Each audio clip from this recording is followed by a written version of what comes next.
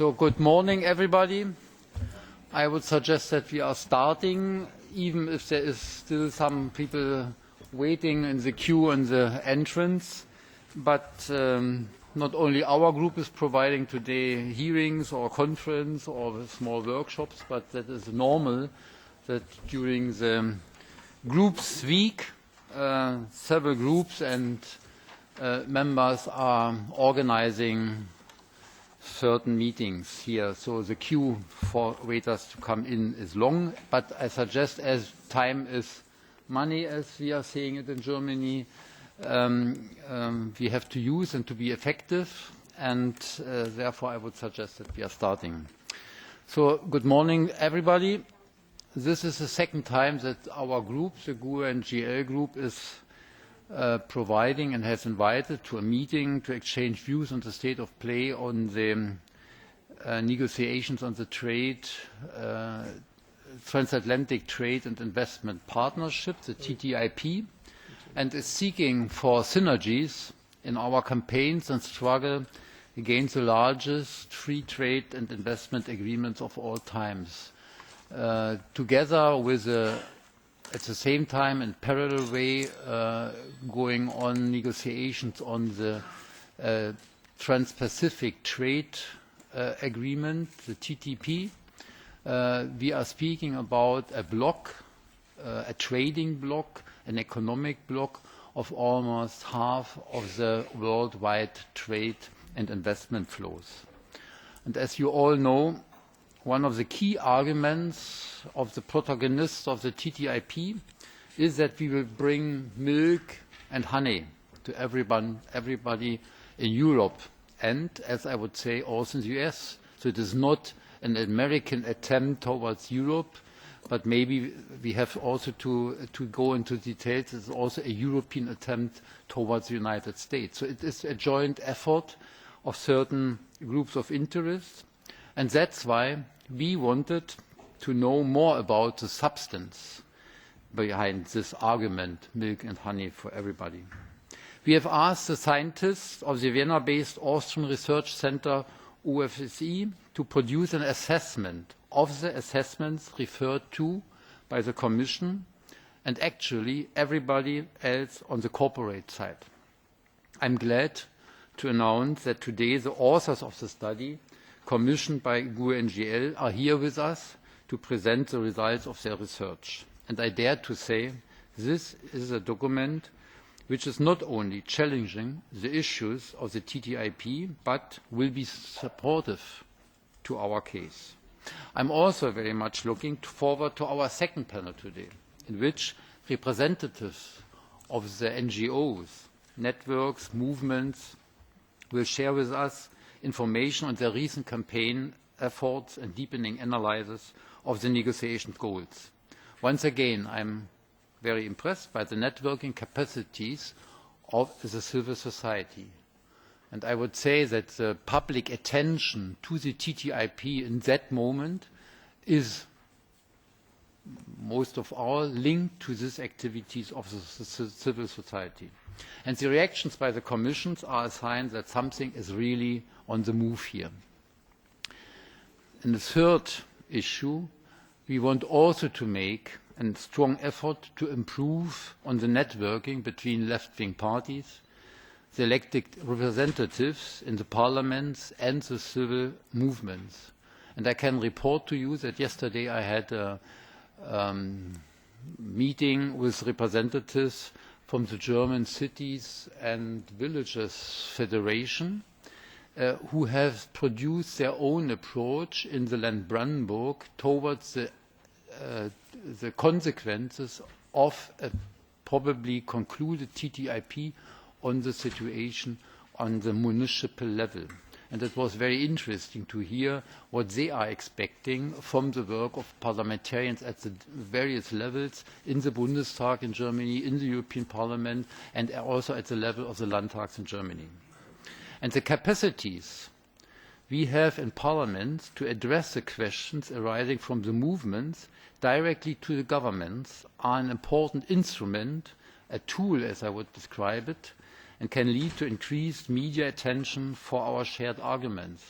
And we have to discuss what are our arguments, what are our expectations. It should be interesting to compare, for instance, questions and answers received.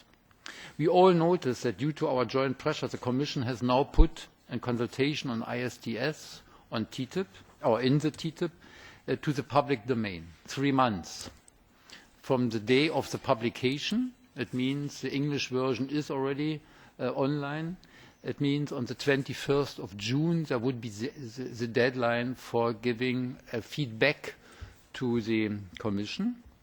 The German and French version are following today, and all the other languages are expected finally till next week. So 90 days after the publication of all languages, we have the chance to go back to the Commission with our requests, with our amendments, to see what this consultation brings in. So I want to draw your attention that it is a very important phase of our political struggle and also in our economic arguments, and that means we have to use the time of the European elections for linking it with the questioning on these public consultation.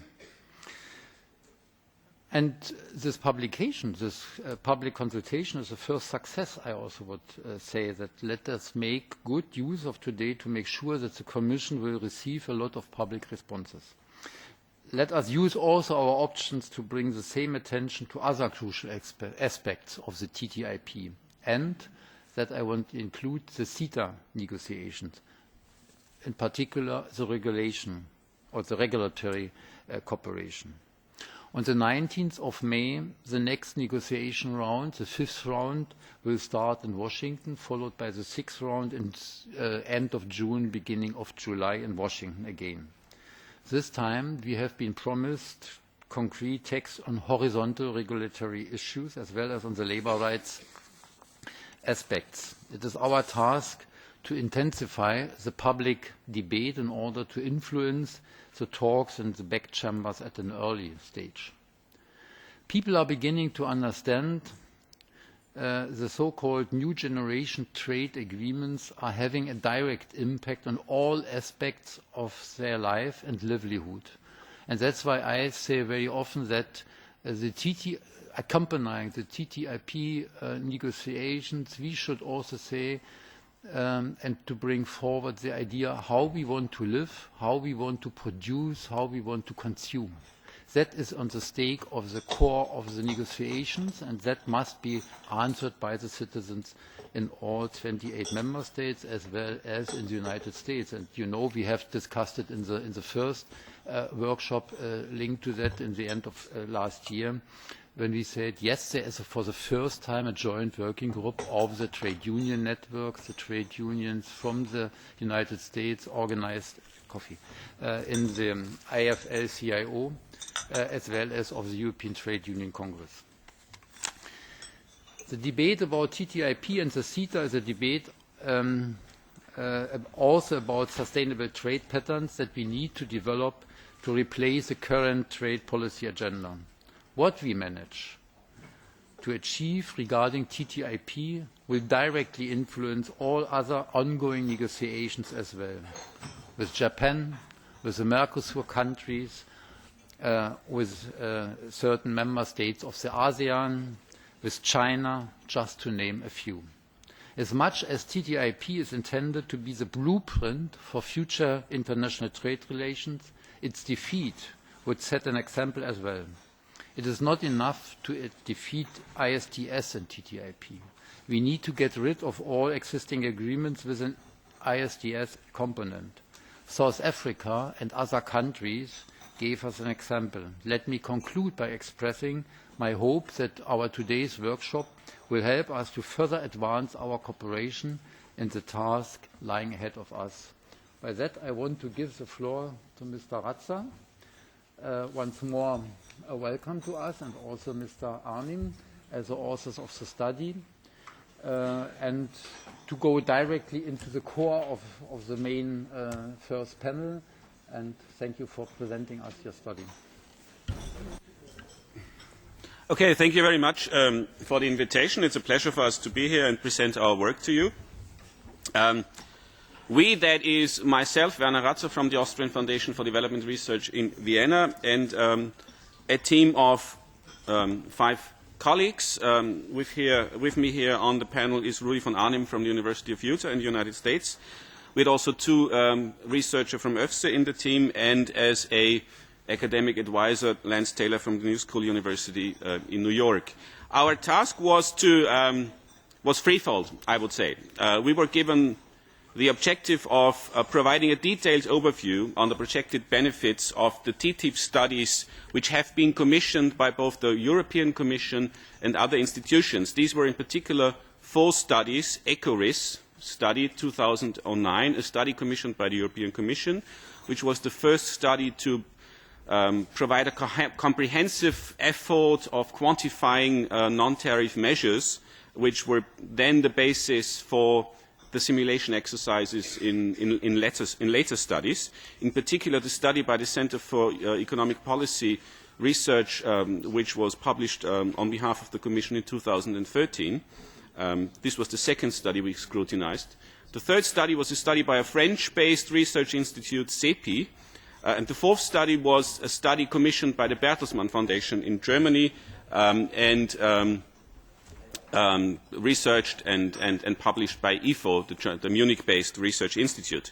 These are perhaps the most widely cited studies in the ongoing TTIP debate, and we were given the task of providing a detailed overview and of scrutinizing the results of these studies. Second, we were given the task of identifying and, if possible, quantifying possible or potential neglected effects of those studies, of issues that were neglected in the studies. And thirdly, we were given the task of providing a detailed technical critique of the quantitative and mathematical assumptions model assumptions in these 4 studies. Okay, so I will firstly give you a short overview on the main findings of the TTIP studies and an assessment on the magnitude and scope of those results. Secondly, we will talk about adjustment costs, macroeconomic adjustment costs, and also the social costs of regulatory change, which are crucial in the agreement. Thirdly, we will then talk about the lessons from other trade liberalization ventures, and we will in particular talk about the example of NAFTA, the North American Free Trade Area. And finally, we will give a short summary of the technical critique we've made of the model specifications in the 4 reports. And then we will conclude with some main conclusions.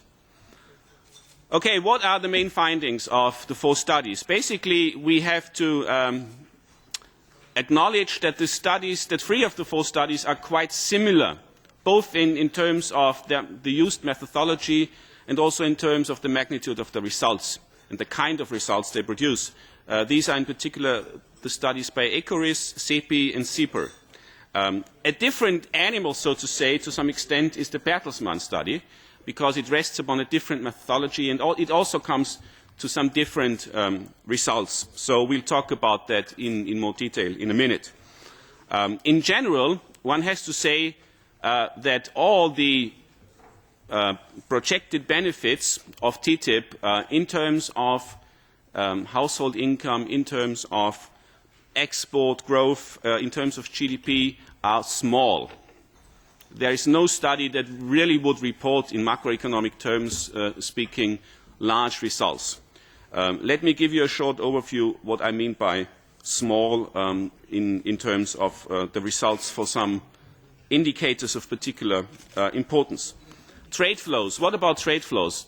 TTIP will lead, on average, to a growth of bilateral trade flows of between 30 and 80%, depending on the study. Bilateral trade between the European Union and the United States.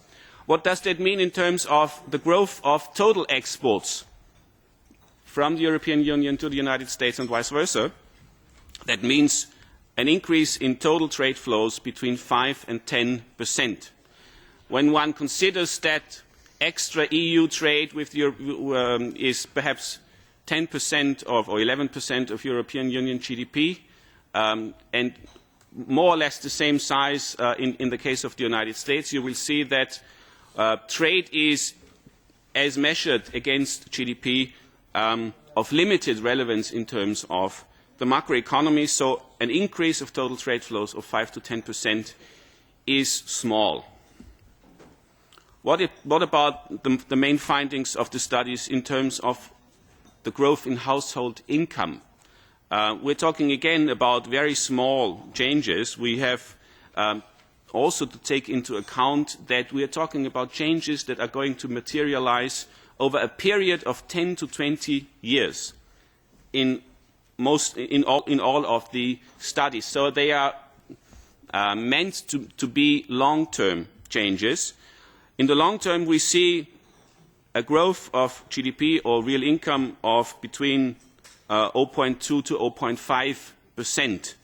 If you break that down over the transition period of 10 to 20 years, we are talking about an annual change of household income of between 0.03 and 0.13% of GDP. So these are also very small changes. There is one outlier here. This is the Bertelsmann study, or to be more precise, the study IFO did for the German Ministry of Economic Affairs, which reports higher changes, but those higher changes are, in the case of the European Union, 1.3% of GDP, a change of 1.3% of GDP over a very long period. It's difficult to really pin down the exact period or transition period. It can be 10 years, it can be 20 years, it can also be more. It is a very long-term estimation. So also, household income changes are reported to be rather small. The magnitude of changes critically depends on the scenarios assumed in the studies. So all of those studies, which are based on so-called computable general equilibrium modeling exercises, select or define a number of trade liberalization scenarios. Some of those scenarios basically assume that only tariffs will be removed. The remaining tariffs, which are already rather low between the European Union and the United States, are going to be removed by the agreement. In that case, obviously, the projected benefits of the agreement, the economic benefits, will also be very small. This is here denoted as tariff scenarios. So we have a very small changes in total exports, very small changes in GDP. Only the so-called ambitious scenarios, which also assume the reduction of non-tariff barriers, substantial reductions of non-tariff barriers, are arriving at, again, small but larger GDP and household income changes. Those ambitious scenarios are here on the right-hand side of this graph. So we'll only have marginal effects when only tariffs are eliminated, and sizable effects will only emerge if we also assume a potential reduction of non-tariff barriers, which is, of course, raises a lot of other issues in terms of public policy issues that we're going to discuss in a few seconds. So the findings basically depend on scenario definition. What about the effects of the studies what about the effects of TTIP on employment and real wages? The labour market is actually only modelled in one of the 4 studies. All other 3 studies, and with these 3 studies I mean ECORIS, CEPI and CIPAR, do not explicitly model the labour market. The unemployment rate in those studies remains unchanged. That also means there's no employment creation. But on the other side, there's also no long-term unemployment because of the agreement. So the studies make the assumption, the bold assumptions, I would say, that there is perhaps some labor displacement between sectors or within sectors, but there is no long-term unemployment as a result of trade liberalization. So these studies then report changes in EU real wages, and those wage changes which they report are in general positive, although also rather small. We're talking about 0.3 to 0.8% growth in real wages.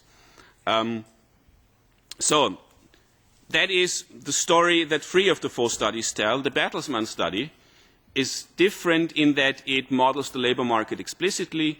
In a technical form I'm not going to elaborate on, but this specific specification allows the Bertelsmann study to report employment gains of 1.3 million for the European Union and 2 million for the European Union and the United States and also the rest of the world. And it also reports, obviously, a decrease in the unemployment rate of 0.42%, and it assumes a real wage growth as a result of the agreement. We can then, in our presentation of the technical details, then discuss how realistic that is. For the moment, I'm just leaving it at that by reporting the results of the Bertelsmann study, but we'll also have something to say on whether that is plausible or not in one of the next slides. Okay, what about perhaps negative effects of TTIP on intra-EU trade between the members of the European Union or between the European Union and the rest of the world? Are there potential trade diversion effects, as that is called?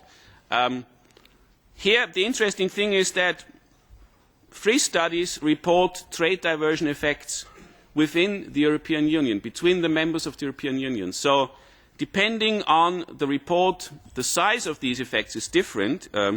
We're talking about a reduction of intra-EU exports of between 1.6 and 30%, which is rather large, long-term reductions. But there will be very likely negative intra-EU trade effects as a consequence of TTIP. Why is that so? Well, because of the agreement, imports from the United States will become cheaper relative to exports from other European Union members. So there will be a substitution, and those intra-EU exports will be substituted for by cheaper United States imports. So we will have a negative effect here because of trade diversion. A similar story, and that seems to be rather robust because 3 of the 4 studies report those kind of effects. Okay? Different magnitude, but the effects are probably there. There will also probably be trade diversion between the European Union and the rest of the world. Okay? Because it is to be expected that it will become more difficult for, say, LDC exporters from less developed countries from the global south, to export their products to the European Union, again because United States imports to the European Union become cheaper relative to the exports of those countries from the global south. That is, however, not confirmed by the majority of the studies, but only by one, which is the Bertelsmann study. The Bertelsmann study reports trade diversion to the detriment of the rest of the world in different sizes. When we look, for example, at a regional disaggregation, this study reports a potential real GDP decline in Latin America of minus 2.8% or of sub-Saharan Africa of minus 2.1%, which is sizable and which might be a problem in terms of stated EU policy principles of policy coherence for development. The other studies do not report similar effects, which is basically due to their assumption of there being so-called spillover effects. Spillover effects meaning because of TTIP, trade costs will go down, and this reduction of trade costs will also be beneficial to the rest of the world exporters, which will find it cheaper to export their products to the European Union. And because of those spillover effects, there will be a positive effect on the rest of the world exports to the European Union and the United States. So because of that assumption, the other studies do not report trade diversion for the rest of the world. But otherwise, I would say, well, this is an open issue that needs to be scrutinized in more detail, because obviously it would be against the stated objectives of EU development policy if the rest of the world, in particular less developed countries, would suffer as a result of TTIP. Okay, this was a short overview on the main results of the study and what we think is perhaps plausible about them. But what about other issues the studies are more or less silent on? And those issues, we would argue, relate in particular to two areas. One is macroeconomic adjustment costs because of trade liberalization, and the second is the social cost of regulatory change. Let me start with the macroeconomic adjustment costs. What do I mean by macroeconomic adjustment costs? Well, macroeconomic adjustment costs are costs that might come up as a consequence of trade liberalization and that affect key macroeconomic variables. The first variable is the public budget. If you liberalize trade and you reduce tariffs, or if you eliminate tariffs, that will mean a loss to public income, to public revenues. Currently, tariff income on US imports is 2.6 billion a year, according to the European Commission. Tariff revenues as a source for the EU budget amount to 12% a year in 2012. If, as is typically assumed and is the expressed will also of the European Commission and the US government, to eliminate all tariffs, that would mean for the period to come, for the so-called transition period, the EU budget would face a loss of at least 2.6 billion a year. Okay? So that is more or less 2.5% of the EU budget. So this is something the European Union has to deal with. That money needs to be replaced by some other income. Where's that money to come from the member states? That is an open question. But it's basically not dealt with in the studies. The second point relates to the question of unemployment. As I already mentioned, the studies typically assume that there will be short-term labour displacement, that means short-term unemployment, because of sectoral shifts. Some industries will lose production and also employment as a consequence of trade liberalisation because they are not competitive against US imports. Other sectors might eventually expand as a consequence of trade liberalisation because they are now in a position to better export their products to the United States. So there will be sectoral shifts in employment. And it is conveniently assumed in most of those models that the people that lose their jobs in Sector A will find a new job in Sector B. So there will not be any permanent unemployment. Okay? Even if that is the case, if we assume that this were the case, obviously there might be some costs to the public budget in terms of unemployment benefits for the time people remain unemployed. Or there might be some costs to the public budget in terms of retraining expenses. So we assumed that there will be costs to the public budget because of both short-term unemployment, retraining costs, foregone tax income, foregone contributions to social security. And we also assumed that there will probably be a risk of long-term unemployment for certain groups of workers. Studies, for example, by the OECD show that as a consequence of a trade liberalisation shock, some people remain unemployed for very long periods of time. Even if they get a new job, they will have a loss in their wage. So there will be a wage loss for individual people. And perhaps if you are 50 years old, low-skilled, or 55 years old, low-skilled, not very flexible in terms of migration, you will experience long-term unemployment. And that means a cost to the individual, but it also means a cost to the public budget. So there will be unemployment-related adjustment costs. And these costs will accrue in the short and medium term. What about, how can you quantify that? That is, of course, difficult and subject to a lot of assumptions you have to make. We tried to make a very rough calculation, back-of-the-envelope calculation, to give you an impression of what that could mean in terms of numbers.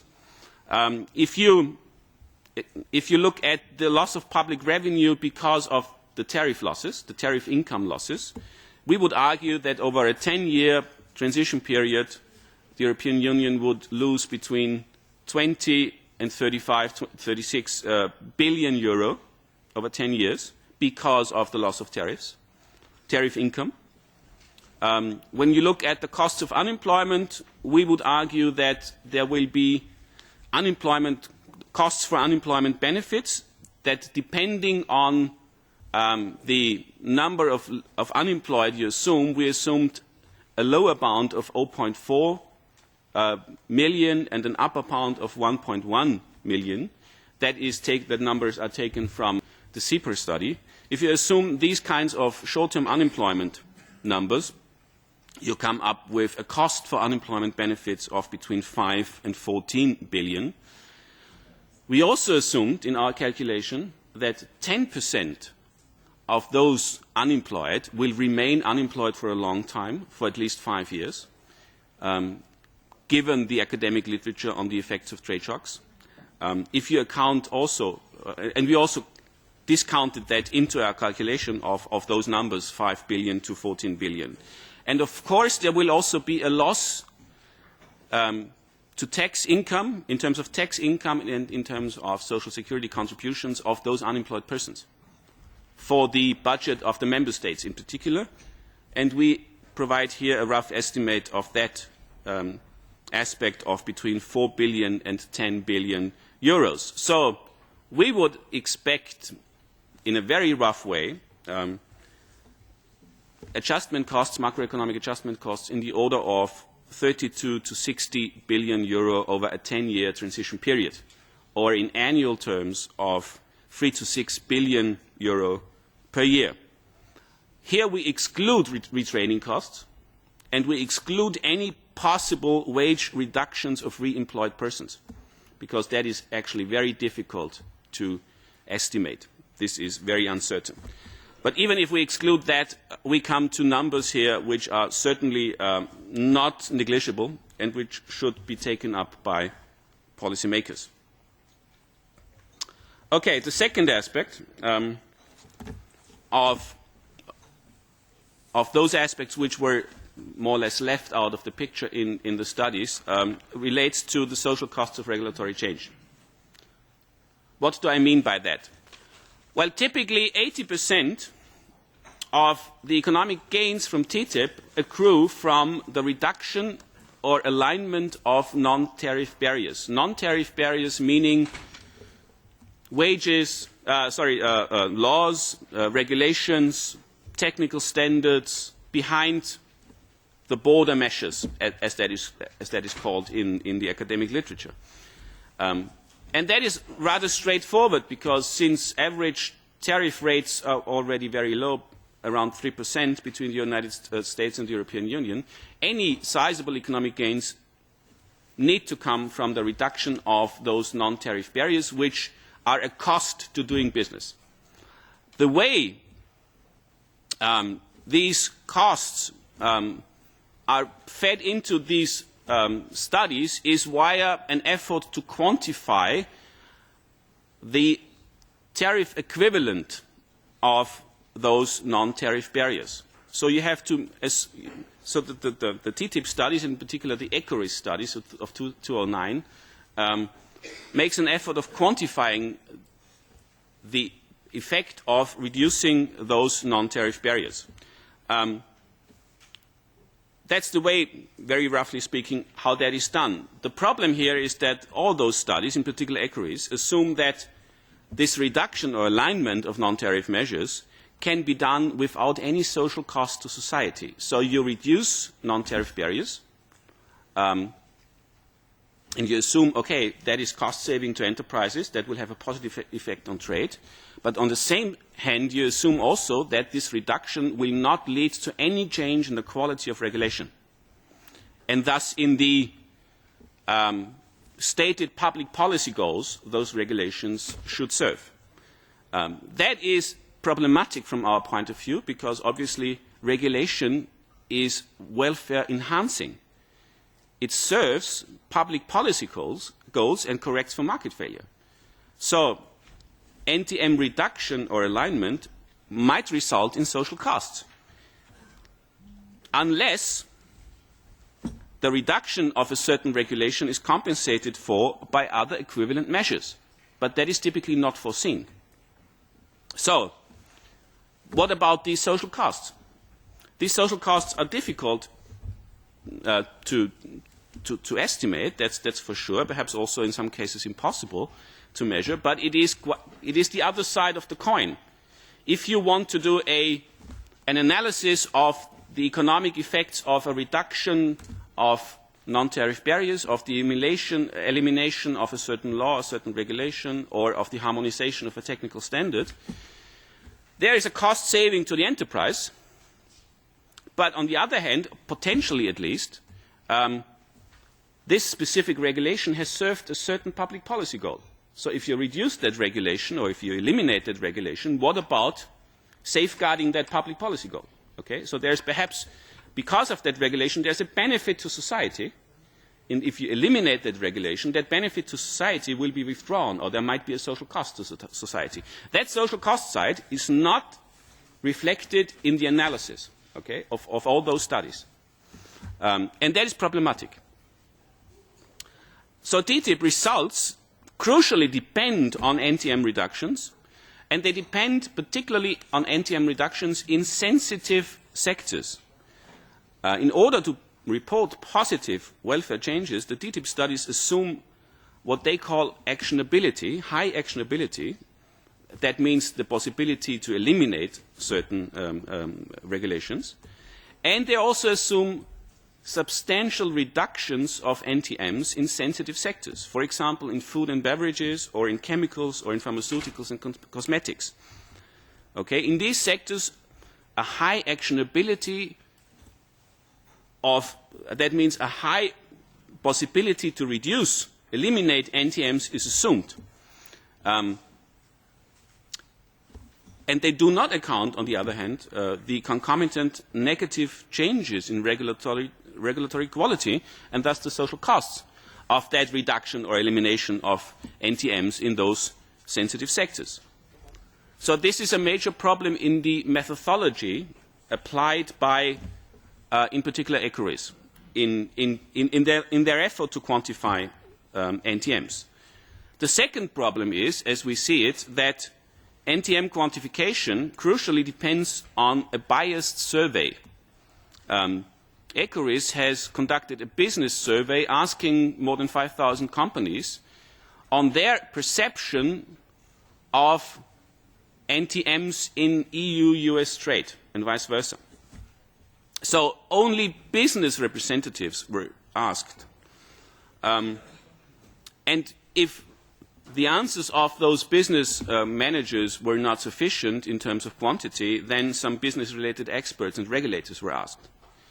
Okay, and we would argue, well, if you ask a manager of a European company that has export interests to the United States to the question of the extent of NTMs that burden his export business, he will probably have an interest in telling you that these burdens are quite high, because he has an interest in getting those burdens reduced or eliminated. Okay, so you have perhaps a bias in the respondent, in the selection of respondents here, because you have a conflict of interest on the side of the respondents.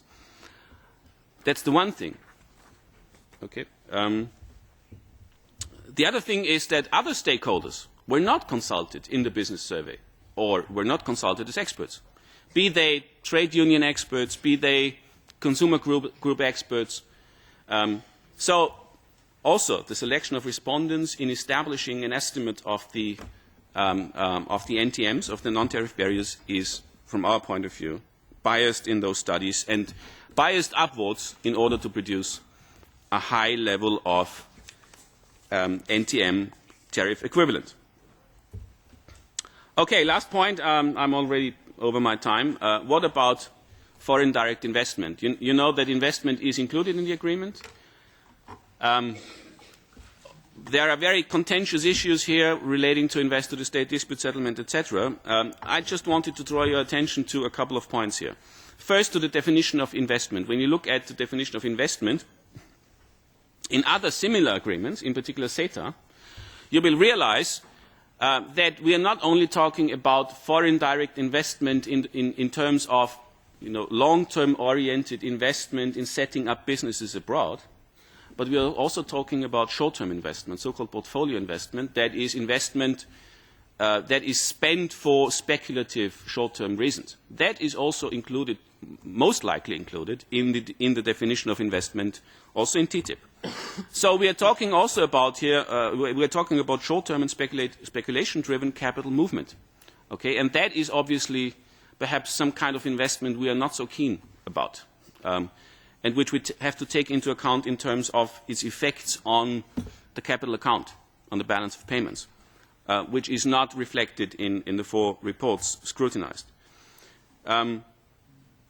FDI in the studies in general has to some extent been contemplated, has been analyzed, but not in the overall general equilibrium framework, but in terms of a partial analysis that has, for example, been done in the CEPR, but in a very partial way, which does, for example, not take into account the definition of investment as portfolio investment and the concomitant consequences on the balance of payments.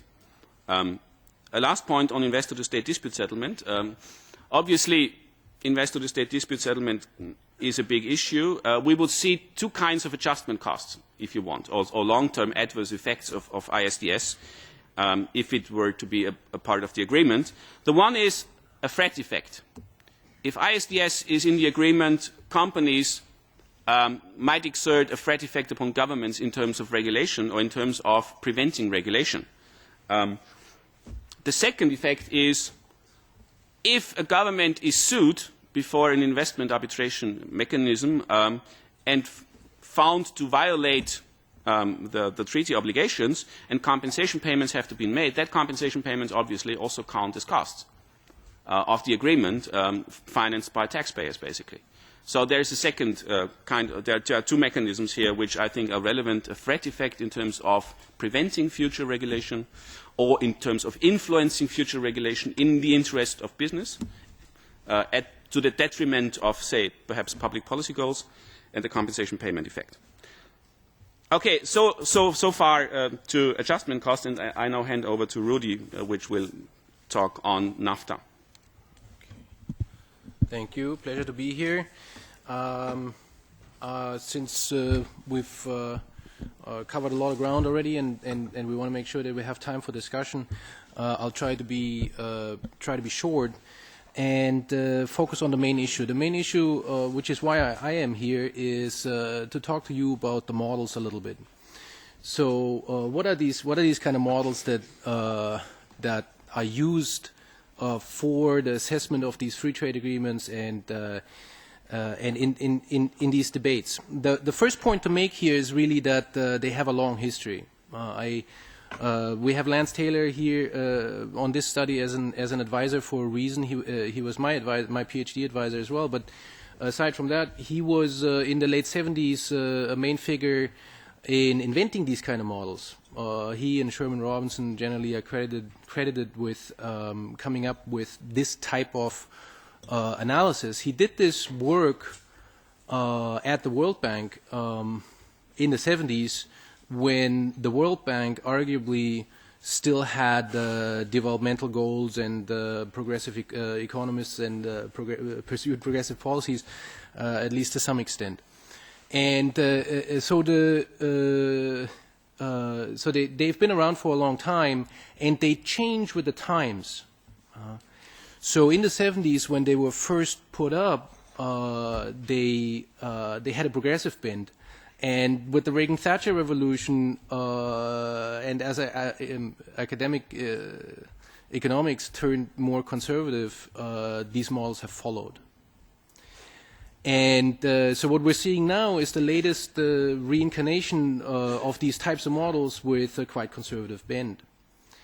And it should be noted, and that's actually on the previous slide, you see on as regards NAFTA, they've been wrong before. We're all aware of what's been going on in Mexico, and as well the issues related to employment in the manufacturing industry in Canada, and where the tremendous productivity effects are being touted, but that those come with reductions in employment, and so there are a variety of issues with NAFTA that became clear afterwards, and have now been fully documented, but that the models brushed over, fundamentally due to the assumptions that were fed into the models. Let me talk about that for a moment. The main assumptions that go into these kind of models, into the conservative bend of these kind of models. And the first one to mention there is certainly the full employment assumption. It cannot be overstated how important it is for the results of your model when you start out by assuming full employment.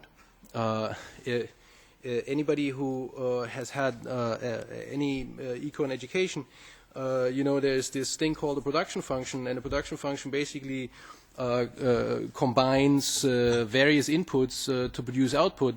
Now, suppose that you have two inputs, that's a machine and some workers, and if you make the full employment assumption, that means that both the machine runs at capacity and the workers are working as much as they want to. Which then means that whatever shape the production function has, you're getting a certain index of output out of that. Now, if you do trade analysis and you start out with such a system where you have a production function plus the full employment assumption, it is not surprising that you are going to get no adverse effects. Let me put it like that. The models, the usual defense of that assumption is that the focus of these models ought to be on reallocation effects. So that, as has been emphasized, the question is what happens, which sectors are going to benefit and which are going to lose. But it's supposed to be not about the macroeconomics of it, which is total aggregate demand and employment. So models with a more progressive bend or other types of models might be able to address these issues, but these models are not. And so in that sense, they're fundamentally unsuited to address the actually main questions that people have when it comes to trade policy. So that's the first thing. We had in 2006, I'll tell you this short anecdote. In 2006, around the Doha negotiations, there was a big push to finish in Doha. And we wrote a paper, Lance Taylor and I wrote a paper and went to a meeting of GTAP, which is at Purdue University, and is basically the home base of the modeling community where several of the people, the authors of these studies, comes from.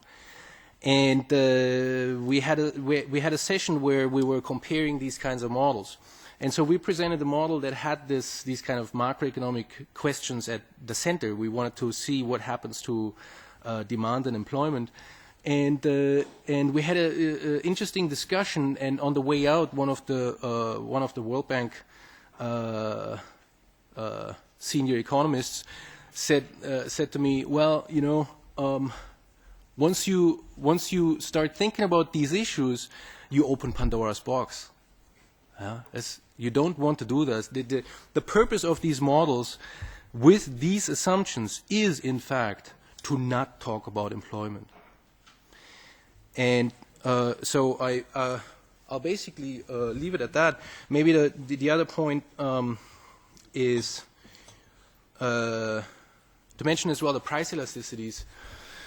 There's how do you get effects, positive trade effects in these kind of models with full employment, and that is essentially by assuming very large price elasticities, so that if the price of German-produced cars is reduced due to the removal of these barriers, and so is the price of US-produced cars, you have a strong trade response. So you basically always need these two things. First, the full employment assumptions, and second, very high trade price elasticities. There is very little debate on this, because the macroeconomists and the trade economists always kind of talk past each other, but the empirical estimates of these parameters that are fed into the model is very weak. They're using numbers in a range of 5 to 10, and a reasonable macroeconomic price elasticity usually is around 1. There's very recent evidence. So there's a huge discrepancy, and with elasticities around 1, even these small gains that these models produce would be much smaller. So we have conclusions. So you see it up there. The main point is that the models produce positive results based on their indefensible assumptions, but that these positive results are very, very small over the relevant time horizon and in relation to GDP. And on top of that, they rest on this questionable and biased evidence on what NTMs actually exist, driven by the Ecoris study. And if there are these benefits, if these benefits really exist, say over a 20-year horizon when all the sectors had time to readjust and everybody could be retrained or is in retirement, then at the very least, which is doubtful, but at the very least, the studies neglect these adjustment costs over 10, 15 years when you need to deal with the displacement. So I'd say I'll leave it at that, and we have some time for discussion. Thank you. Thank you, Mr. Ratzer, Mr. Arnim. I guess we have just more than enough stuff to discuss about matters, questions, remarks. First of all, I want to say that is a collective workshop of the GUE NGL group, and I'm very happy that a lot of members of our group are present today. So welcome to Marie-Christine Verger and Vera Vlasadova, Alfred Rubiks, Michael Gustafsson, Sabine Lösing, Miloslav Ransdorf and Thomas Hendel, who are all in the room. And that's not so often that all the members are sitting the whole hour here and listening to the rapporteurs in the beginning, frankly speaking. So just now, not to waste any more time, we have remaining 12 minutes for this panel, meaning questions and answers. If you want to have the answers yet heard, of course we can use it in the whole morning session, but that means we have to concentrate, and everybody who takes the floor just now for questioning, please introduce yourself very shortly, where and from and what's the interest. So the floor is open. Please. Buenos días. Soy Julio Guinea. Good morning, my name is Julio Guinea. You might need to wear your headphones to understand me. Okay. Mr. Ratzer, I think you To speak in Spanish. Yeah. Instead of English. Thank you. Gracias por esta magnífica presentación. Thank you for this excellent presentation. For young people such as myself, I'm a young student from Spain, and I've just finished a course at the diplomatic school, and I come to Brussels for a few days. But these presentations do generate substantial doubts about the alleged benefits of this free trade agreement with the USA. Look, I studied political science at the Complutense University in Madrid. It's not exactly a conservative university, and economists who lectured us always told us about the benefits of trade. The example they gave was Spain. Spain strived for autarky during the dictatorship, and the people suffered from poverty. The country started opening up in the 60s. And then when Spain joined the EU in 1986, it had to make a substantial effort to adjust, to open up the country, open up the borders to intercommunity trade, to industry, had to retool agriculture, had to adjust and so forth. So that seems to be what's going to have to happen with the TTIP, a brutal readjustment. We've got structural unemployment of 27%, or it might get worse, and this is long-term unemployment. It's hard to know whether it might not increase. You said that the EU budget will decrease. I imagine from the budget coming in from tariffs, but it could be increased by other methods, through consumption, for instance. Consumption might be a way forward to obtain additional resources so as to boost the EU's budget. Intra-community consumption will decrease, you said. Well, perhaps we're not efficient. I think closing ourselves off is not going to help us. Deregulating won't help at all. But just closing on ourselves, 28 countries turning in on themselves in a sort of bubble, is not going to help us. China already produces at very low prices, and we consume a lot of Chinese products. The USA is a developed country, comparable to ourselves. So I really don't think that this is going to lead to a massive change. Surely it might lead to progress in both countries. Maybe not as much as is being suggested, but closing off on us isn't going to help us. The European Parliament is going to be consulted. Civil society won't be, neither will trade unions. Now, at the elections, we citizens have to say, look, we want this model or we don't want this model. So I don't know, perhaps you might care to comment on this. Thank you. I suggest that we are collecting just now some other questions and then a joint answer, please. Linda Cautious, Stop TTIP UK. In terms of labour effects, do any of the studies take account of the inclusion of Mode 4 and visa-free access? Because these are likely to exacerbate the negative effects of TTIP on labour. I note that the ECHA-RICE Sustainable Impact Assessment and the initial draft was presented last week assumes a fixed labour supply, which they admit makes calculations impossible anyway. Thank you. Over there.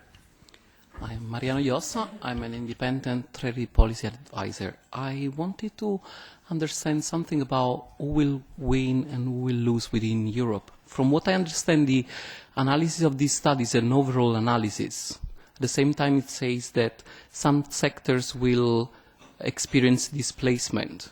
What I wanted to understand if there is any analysis of which countries within the EU will gain the most and which ones will lose the most, or which regions within Europe will benefit and lose, and how are really placed strategic interests of some countries in terms of excellencies and specialty products and food industry through the GIs and other mechanisms that further foster the economy that is very important to some of the economies, like in Italy or in France or in Spain, and to what extent the negotiations will further the promotion of social and environmental criteria in public procurement.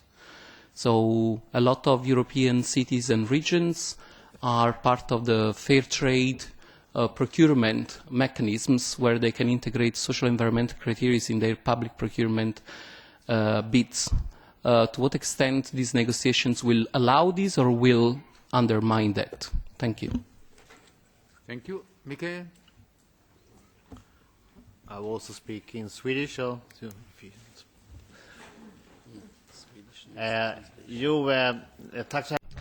Thank you very much for your presentation. It was very interesting to hear what you had to say.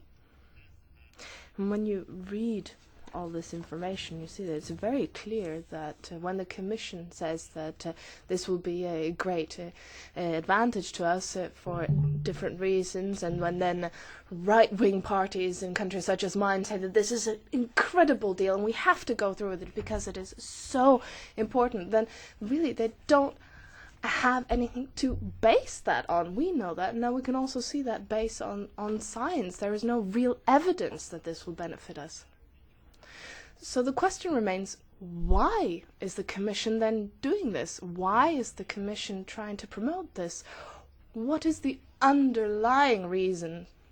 I have my own suspicions, of course, but I would be very interested in hearing your views on this. What is the underlying reason for the Commission wanting to really push this through? I'm not talking about the rhetoric, but what they actually want to implement. And I'd be really interested in hearing what you have to say about that. Thank you. Mr. Bryan? Ronan O'Brien, independent researcher. As Werner Ratze pointed out, the studies assume there are zero benefits from regulation. And in fact, they assume that they're simply costs for companies. Now, there are actually estimates of benefits of regulations, which these studies don't use at all. And they're done all the time when new regulations are brought in. Cost-benefit analyses are done. Now, there are problems with cost-benefit analysis, but it's mainly on the benefit side, the underestimation of the benefits. But there are numbers available. The United States, over a 10-year period, 2000 to 2010, there is an estimate, there are calculations of those benefits versus costs, and the benefits outweigh the costs by a factor of 7.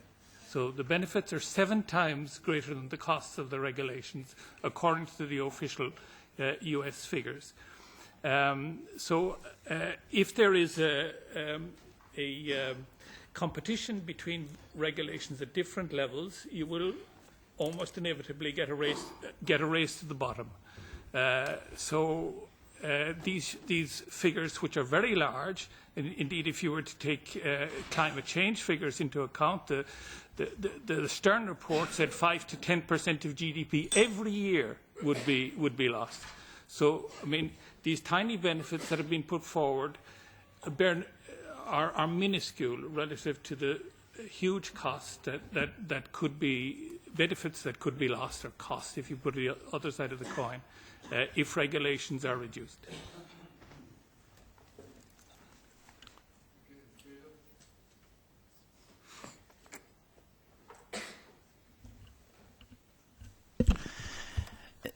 Ευχαριστούμε πάρα πολύ για την παρουσίαση. Πολύ σημαντικά. Αστέλιος Παπάς από το Thank you very much. This is a very useful event. I'm from Syriza, and I have a question to ask.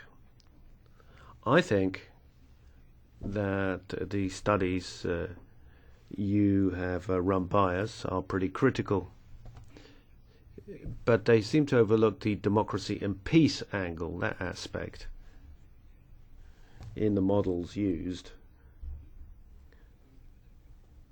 Or in contrast to the models that we in the left want, we need to analyze the costs and or advantages, because these are parameters that are difficult to include.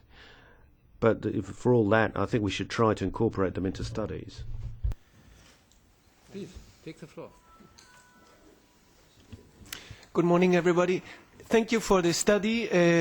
I'm from Ecologists in Action Spain. We are from a coalition no to the Transatlantic Trade Investment Agreement. We are several civil societies and groups, and we think that these kind of studies gives us more arguments to fight on the national ground this Transatlantic Trade Investment Agreement. I'm in the line of the previous speakers, have some questions. One is about the ecological and social externalities, especially in relation to higher energy prices in the future, the resource peak scenario and the energy crisis. If these kind of elements could be also taken into account when these kind of studies are made, these should be alternative studies having into account the energy prices scenario. Second, the climate change and the natural limits of global trade should be also included in alternative economic scenario. Then the previous speaker talked about the very severe war scenarios, and we in the Spanish borders have a serious human rights situation against migrants by the EU migration policies and the Spanish EU migration policies. So these human rights violations should be also one indications for our studies on the TTIP. And last thing is we should also incorporate the huge corporate benefits by the EU trade policies. There is not a comprehensive study of how much on corporate benefits the EU trade policies and EU investment policies in the past, let's say, decade provided to the private sector, both in the EU but also on international capital. And thank you again for providing us these arguments on the national level. Thank you. And the final speaker in the first round, Vera Vlasova. Děkuji. Thank you very much, and I have two questions. Bylo zde řečeno o šíři různých údajů, ale mě by zajímalo, protože jsem z České republiky, kde tam jsou třeba střední a drobní podnikatelé. Evropská unie jim dává možnost, dává dost hodně sil do toho, abychom podpořili i toto podnikání v rámci národních politik totež, ale tady to vypadá...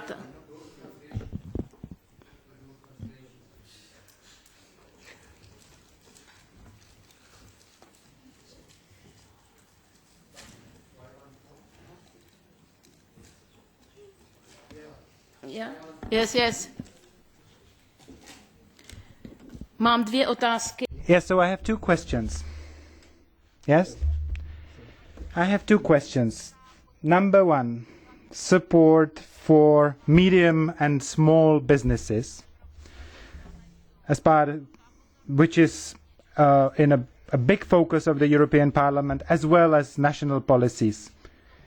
I think that these models speak about the possibilities of corporations rather than small businesses. So these questions relate to profitability and employment. It can have an impact on small businesses and small companies. I've encountered this also in the Czech Republic. Another question about third countries that import to the EU and supply products to the EU. I'd like to follow up the previous speaker. Will this lead to big unemployment, but also to further migration flows, migration booms? Because if they can't put their products to us, it may lead to tension in third countries and to social tensions, and I think that this should also be taken on board. Thank you. Thank you. So I give the floor immediately to Mr. Ratzer and Mr. Arnim. We have 5 minutes left, so try your best to answer the question. Okay. Well, thanks a lot for these many interesting points and questions. I'm afraid I don't have the time to answer them all in detail. Let me make a rather fundamental point about the character of this agreement. Okay, the Spanish colleague said, "Well, listen, we at university have learned that free trade liberalization is a good thing because it, leads to high economic efficiency. So why should we be afraid of that kind of trade liberalization?" My answer to that would be, that the kind of trade liberalization we are talking about today is different from the one which you get taught in the economics textbooks. This agreement is not at its core about trade liberalization because trade is already liberalized in the conventional sense of the word between the European Union and the United States, because we have, as I said, the average tariff rate is already below 3%. We have some tariff peaks in some products, but that's not the issue. Any effect from the elimination of that kind of trade barriers is small. Okay, so the economic effect of that will be small. The essence of the agreement is to talk about regulation. Yeah, so we are, and that is underlined and complemented by what is called deep integration, or the concept and the theory of deep integration, which says that if you want to integrate national economies or continental economies, you have to talk about regulatory harmonization, mutual recognition, and elimination of regulations. It's very similar in approach as the common market project was 20 years ago, what we are talking about today in terms of TTIP. So it's about regulation. And when it comes to regulation, obviously, at least in certain sectors, in certain policy fields, regulation is sensitive in terms of safeguarding public policy goals, public security, environmental security, public health, etc. So these are core issues of, if you want, democratic governance.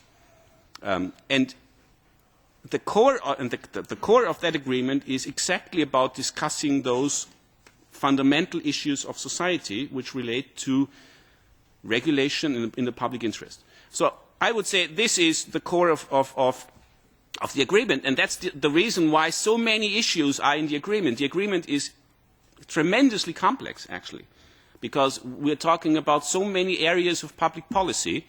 We're talking about procurement, intellectual property rights, investment, services, migration, Mode 4, etc., etc. So the point is, we're talking here about issues that form the core of public policy or regulation in the public interest.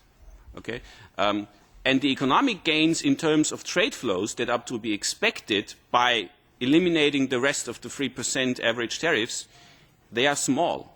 So we are not going to have mass unemployment because of the agreement. That's not what I would expect. But the potential adverse effects of the agreement would come in terms of deregulating core public policy issues, deregulating, say, consumer safety standards, or deregulating certain technical standards, or deregulating public procurement standards.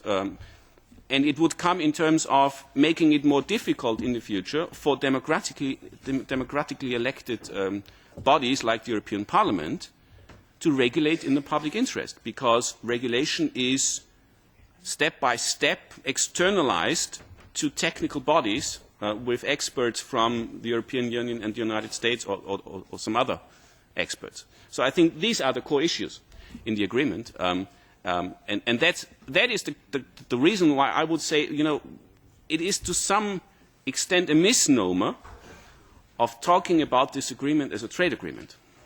It's not in its essence a trade agreement. It's a regulation agreement, or regulatory agreement, if you want. Thank you. Okay. I want to make one point, and I certainly can't answer all the questions, even if I could.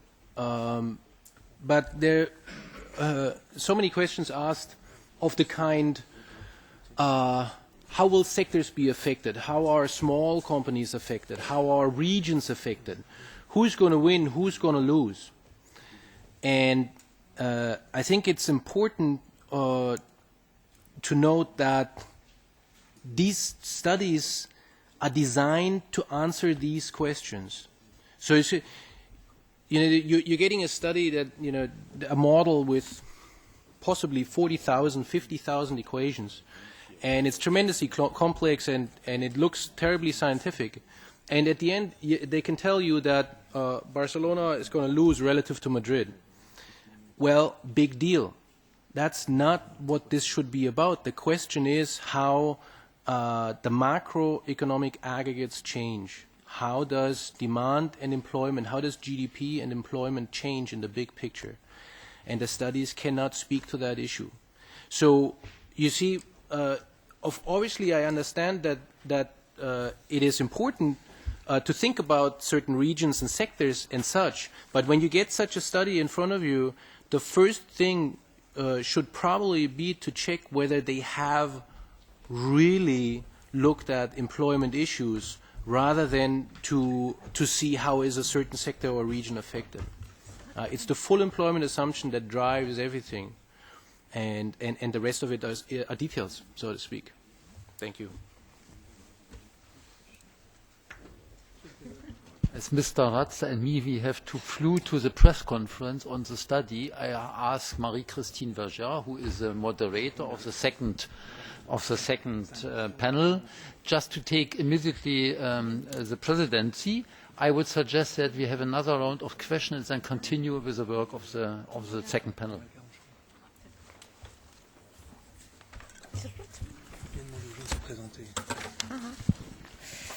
Bonjour à tous et à toutes. Excusez-nous de ce relais un peu acrobatique.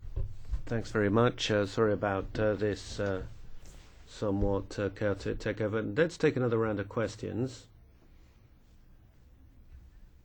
Let's say for a quarter of an hour or so. Not a quarter of an hour's worth of questions, obviously, because we need to allow some time for our guests to respond. Do indicate if you wish to ask a question. And please say who you are so that we know on whose behalf you're speaking and where you're from. My friend Mr. Ransdorf, a Czech MEP, is going to take the floor first. I will speak English in order to enable the rest of the hall to understand. And I have one question. It is obvious that the big corporation will be given the possibility to accuse the states. So it is the new phenomenon that in the context of international law, these big corporations will be given this possibility, and such a form has been used in the case of Argentina. In Argentina, the big protests were against the raising costs of energy and water, went to the decision of the government of Argentina to lower the prices, the costs of energy and water. And this arrangement was that the companies affected by this lowering of prices accused before international authorities the state Argentina, and they were given the compensation, the so-called compensation, $1 billion for the profits lost. So if you can explain the risk connected with these new possibilities for big corporations.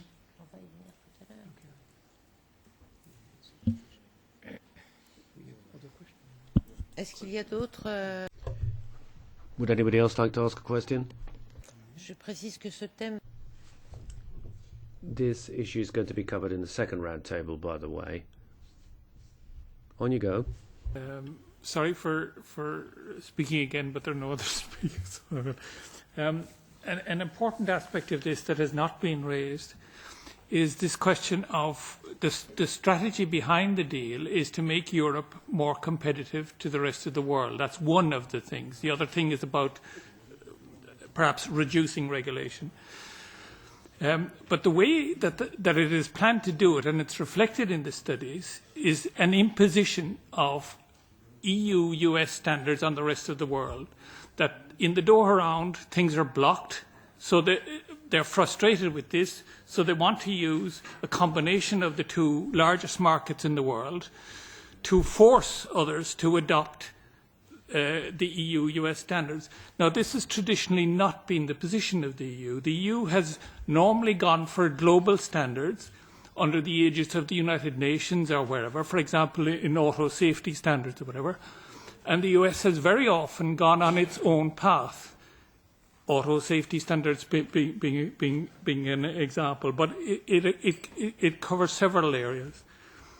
Now, So this would be a fundamental shift in Europe's approach to the world, to try to force these countries to adopt these sort of EU-US standards, and I think that bears reflection.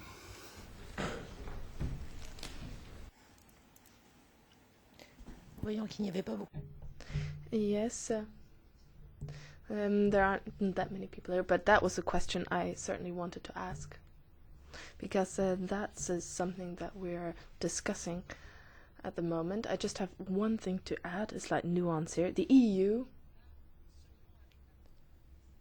is not just looking at the US agreement on the front. We have systematically signed free trade agreements between the EU and a certain number of countries, bilateral agreements, and they've been ratified by the European Parliament. The first one with the South Korea, and then we had the agreements with Peru and Colombia, and we have agreements underway with the Maghreb countries. And we're also working on a lot of fronts with countries in sub-Saharan Africa, and we also have these economic partnership agreements. And so the logic underlying this is the same, and we have the same sort of shift of the EU. A shift towards bilateralism, if I can call it that. You have sort of the Western world maybe against the global South, and you have that interpretation. And of course, then we have the global South trying to make sure that they don't get the wool pulled over their eyes by the Western countries. And then, of course, we have the agreement with Canada, and it's almost finished. It may be adopted by the end of the year. And it's also a part of this whole idea of the great transatlantic market. It's very similar to the EU-US agreement. And then if we think about NAFTA, the North American Free Trade Agreement, well, we've already taken a great step with the EU-Canada agreement in constructing this big transatlantic market. So, yeah. I think they're... Yes, Mr. Ransdorf, go ahead. Christian, allow me to add some explanation why the motivation why I have posed this question about energy and water. It is not so distant time since we achieved in the European Parliament one success. So the petition, all European petition concerning free access to water. I think that it is an enormous step forward that this petition on the whole European territory was successful. And this free access to water is something violating the rights, so-called rights of these big companies. If I can mention the case of Czech Republic, we had in the end of 80s the consumption of water per capita and day 384 liters. Now it is below 200. But the price of water is 100 times more. And this is very important that now, after privatization of water resources, the water is in the hands of these big companies from abroad, Veolia and Anglian Water and so forth. So that is the reason why I have mentioned in this case, which occurred in Argentina. Yes, Argentina is Latin America, but the same can occur also in European states.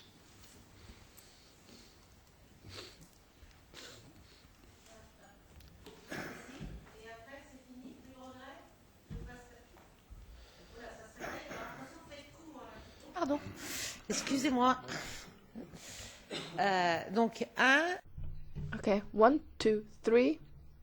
And that closes the round of questions. Yes, go ahead.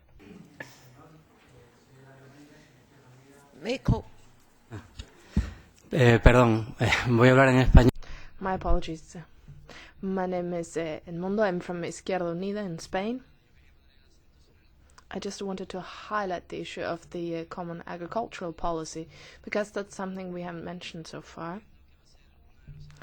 But I understand that that's one of the sectors that will perhaps be most affected by the deregulation ensuing from this free trade agreement with the US. Now, for the CAP, we use on the CAP between 13 and 50% of the EU's resources, and so that's a major area. And so with this free trade agreement, as far as I understand, we will no longer have any subsidies for the agricultural sector. So how is the EU going to go about a transition there in reforming the CAP? But at the same time, how are we going to deal with all the damages this may cause to the agricultural sector, which I think is vital? And how are we going to deal with deregulation in terms of GMO crops? Because, of course, this may be leaded to a great loss for the EU, and also this may be a threat to food security, and that along with, of course, water security. These are things that are vital for our population. How are we going to deal with it? Merci beaucoup. Thank you very much. I'm afraid we may not have enough time today to look at all of the problems linked to this agreement. But of course, it would be good to focus on a few things which I do think are essential. I'm an independent trade policy advisor. I'm sorry if I insist on the question again, but I think it's still quite relevant. I appreciate you saying that the economic models that are used are completely flawed in these studies, if I understood right. And so you say it's not worth to see really who is winning, who is gaining. The economic models used are not correct, so all the results are not correct. Nevertheless, in the current situation in Europe, it is important to see who is winning and who is losing. Because, you know, talking about benefits or costs overall for all the European Union today is not as relevant as it used to be maybe in the past. And so we want to understand who is going to win and who is going to lose, because otherwise it's like an argument of saying if you're eating 2 chicken and I'm eating none, on average each of us is eating 1 chicken, which sounds quite good, but you know, considering the current situation, you know, this is not so relevant anymore. I mean, I'll try to explain myself very briefly. Like the Commission says that there will be externalities in this agreement, that there will be sector displacement. Some will win, some will lose, but it's not specific about it. At the same time, it says the costs of adjustment will not be borne by the Commission itself or the European Union, but it's the Member States that have to bear it. Probably it's the countries that today are facing challenges in terms of sovereign debt crisis that will experience displacement in their strategic sectors. So they're stuck with costs, but they cannot spend money because the fiscal compact is blocking them from spending money on it. And that's why I think it is really relevant to know who is going to win and who is going to lose within Europe, to understand also if who will face costs to adjustment will be able to face these costs or not, because they have the money or not. Merci. Thank you very much. Go ahead, yes, sir. Mein Name ist Klaus Ernst. Ich bin Mitglied des deutschen Parlaments. I'm Klaus Ernst and I'm a member of the German Parliament. Now, could I just confirm what we've heard here? The US negotiating team's head visited our German Parliament and told us what was being done about regulation. And yes, the agreement boils down to deregulation. And we also asked him, how about the International Labour Organization's labour standards? Is the US going to recognize those? Is that going to be part of the negotiations, yes or no? And the clear statement from them was no, they wouldn't recognize the ILO standards. So if we want to do away with barriers to trade, then if you want to do something about doing away with barriers to trade with regards to labor, you'd need to ask the Americans about labor standards and what they are planning on doing there, because they don't recognize the ILO standards. And I think we also need to look at the objectives of the agreement. I think you're basically redistributing matters, who gets what, at which price. And if it is about redistribution, could I then suggest that from a scientific point of view, in studies, we look at the consequences of deregulation for the various sectors? What would it mean specifically then in terms of redistribution if the US's labor standards were to be applied in Europe? What would happen, for example, to the agricultural policy? What if the liberal rules that prevail in the US were to be applied in the European Union? That's the kind of information we would need to be able to mobilize our citizens against this shift in trade policy, because basically the redistribution would not work to the benefit of workers across the European Union. Thank you very much.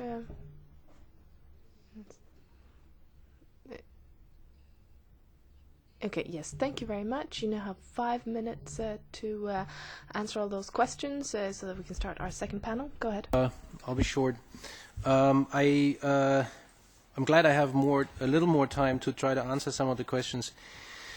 Maybe the first thing to emphasize again is that we're talking about different things, and the one is that we're talking about TTIP as we see it, what its purposes are, and the other thing is that we're talking about how the models assess it. And these things are different, and that we always have to kind of keep that in the back of our minds, I think. So along these two strands, I agree with many of the things that were said, what the purpose of TTIP is.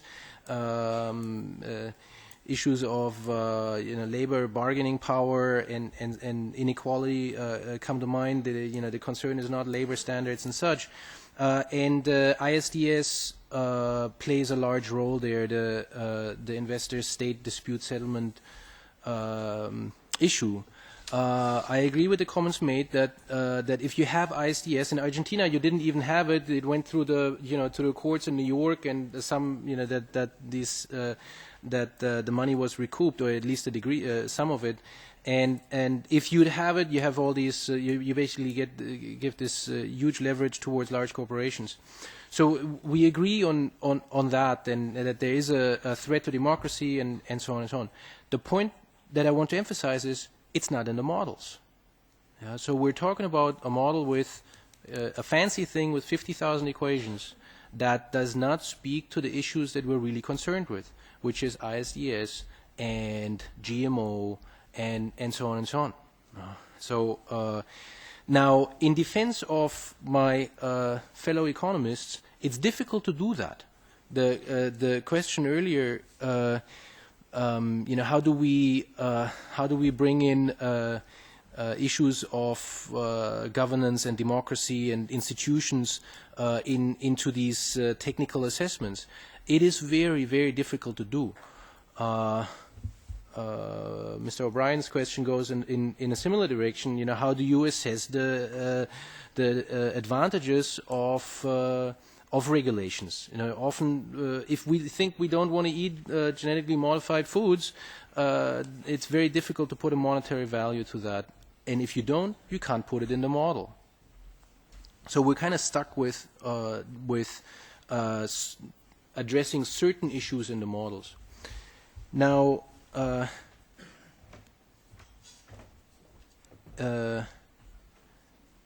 interestingly, before I forget that, one of the studies, the French from the French Institute CEPII, very clearly makes a statement against ISDS. So they have their 50,000 equation model and then produce their results, and it's all positive, hunky-dory. But then they say, well, we're not, there's no ISDS in the model, and anyway, we're against it because it undermines democracy and so on and so on. So, it's not a trade agreement, it's a regulatory agreement that probably is geared to giving large corporations tremendous leverage, which answers one other question, or which leads us to one other question, the sectors and the small enterprises question. So I appreciate the insistence. The most models deal with, first of all, I don't have all the numbers off the top of my head, but most of the models deal with the EU as a bloc, so that distributional questions among EU countries cannot be addressed. Maybe that's convenient. It's certainly true that the EU is supposed to gain in manufacturing, which would probably mean that that countries currently facing sovereign debt issues and such would not be main beneficiaries, but Germany and other northern countries. So that's probably true.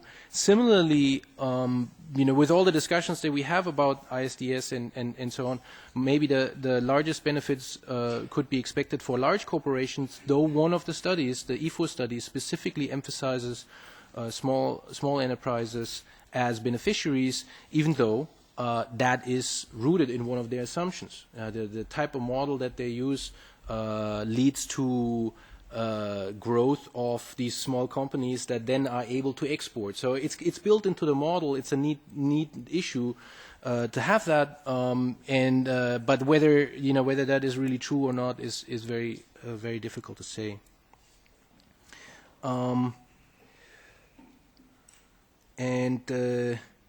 Maybe before I give it back, there are, we have in economics we have three markets that we need to address: goods markets, labor markets, and financial markets. None of these models introduce financial markets. I'd like as well to just keep that in mind. This is, that's another big Pandora's box that we have to think about, that we haven't talked about at all today. So there are no assets, neither real assets traded across borders, no financial assets traded across borders, so that despite all the fanciness in the models, they are in fact very limited. Merci. Thank you very much, and thank you for trying to answer as many questions as possible in a very short period of time. We'll now move on to the second roundtable. Thank you to both of you for your work. Thank you, Werner Radza, and thank you, Rudy from Arnhem. You've certainly given us some ammunition to fight this draft treaty, or this new treaty, but I'll now invite Bruno Poncelet and Paul de Klerk to the top table, and thank you very much for your contributions.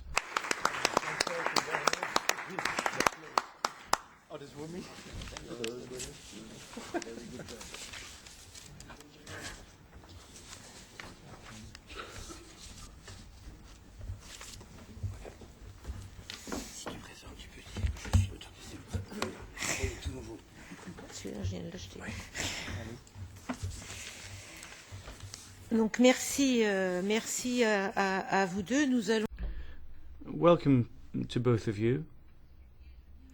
We'll now look at a more specific aspect to this. We'll look at it from the angle of the TTIP being a threat to democracy. I'll give the floor first to Paul de Klerk. He is the coordinator for the Economic Justice Programme for the Friends of the Earth Europe movement. I don't think I need to tell you about them. what we've asked Paul de Klerk to tell us about is the work he's done on transparency, on ethics. I'm reading out what they've said to me. Transparency is meeting or is making sure that democratic processes are being upheld.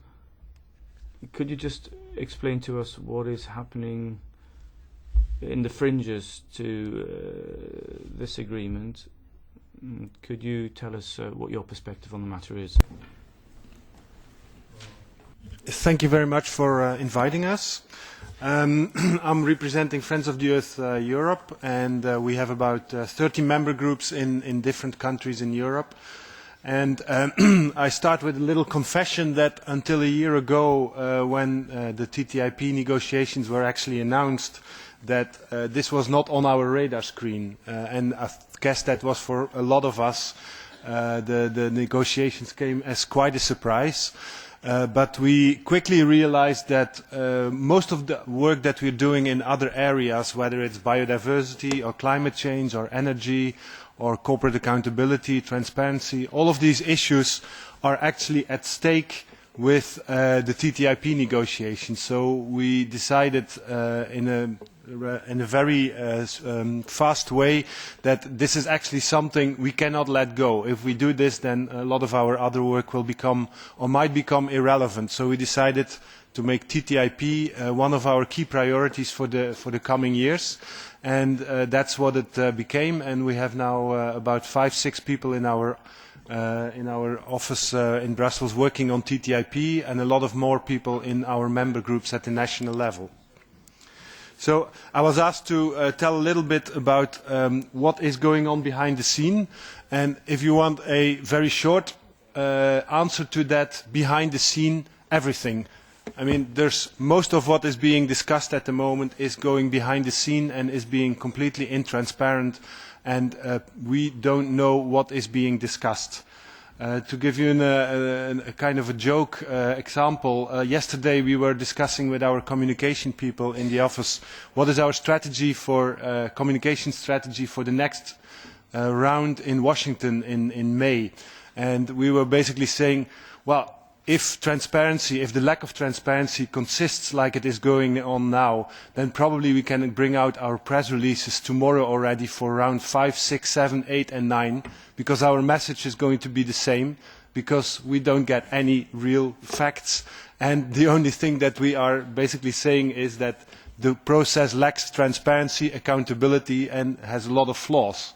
So there is a lot being discussed, but most people are not aware of it.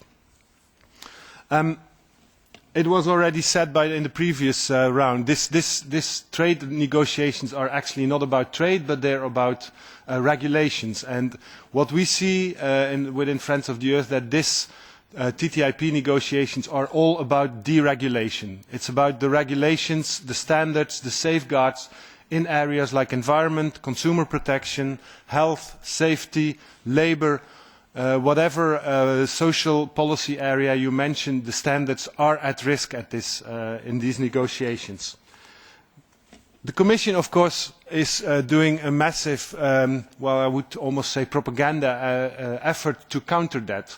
Whenever you hear someone speaking from the Commission, one of the first things they say is, this is not about deregulation. We're not going to change the standards that have been agreed by the European Parliament, by the Commission, by Member States.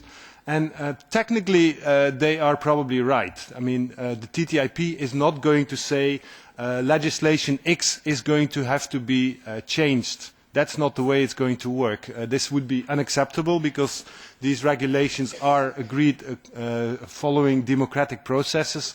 So a trade negotiation cannot just change the standard as such. But the Commission has found two main tricks to go around that. Two main tricks to affect existing, but even maybe more important, to affect future regulations. So the first trick that the Commission is playing is working with the concept of mutual recognition. So they acknowledge that the EU and the US have different standards, and the mutual recognition would work in the way that if a standard, if a company in the US complies with the standard in the US, it would be recognized by the European Union as well. And that would mean that if a company complies with the standard in the US, it could bring its products on the market in Europe as well. So in that way, you don't have to cancel regulations, you just sideline them. You basically make them ineffective, because by complying with the US standard and the US processes, you would already also be able to bring your product on the European market. To avoid new regulations that would be a burden for business, the Commission and the US have proposed something which is called the Regulatory Cooperation Council. This would be a council of unelected civil servants with an enormous power of screening new EU proposals for legislation.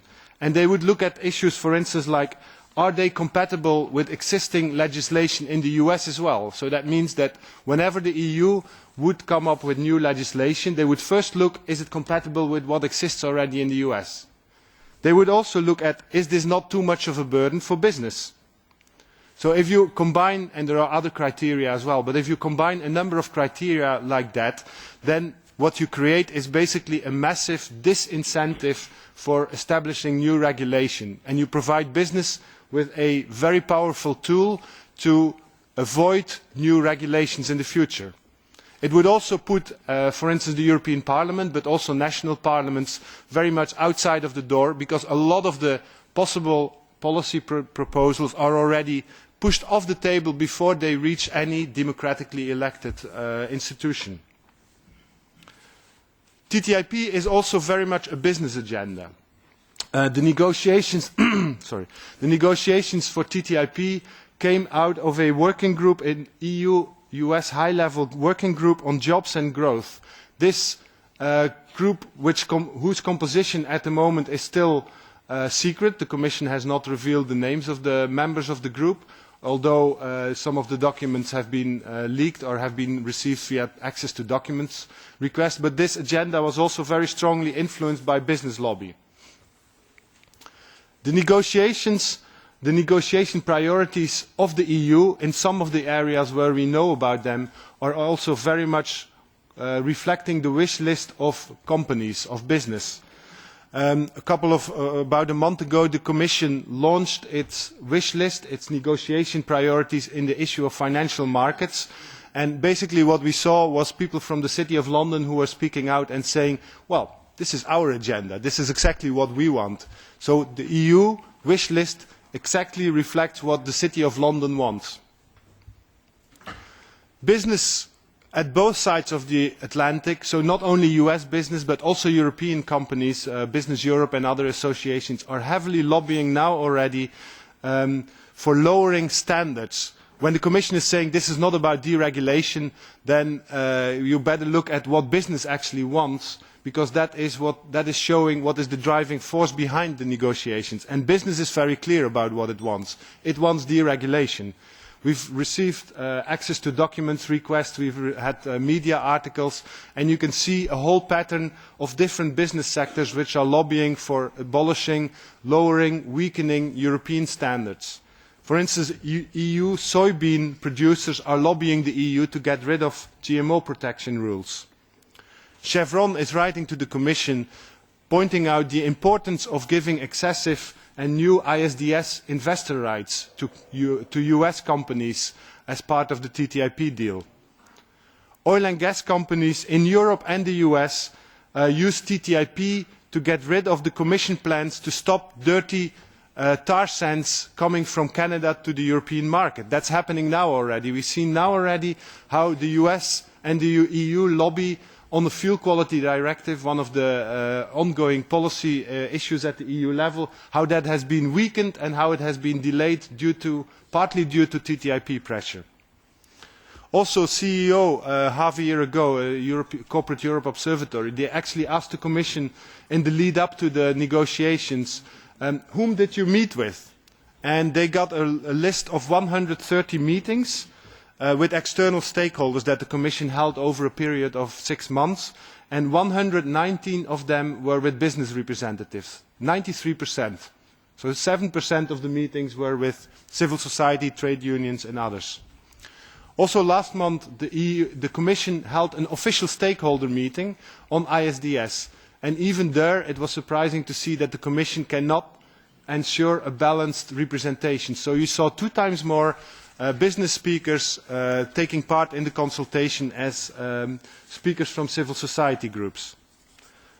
But then after a whole day of sitting with the stakeholders, it was remarkable to see what the Commission was then doing, because at 6 o'clock at the end of the day after the consultation, AmCham, the American Chamber of Commerce, actually organized a cocktail party where all key EU and US trade negotiators were taking part.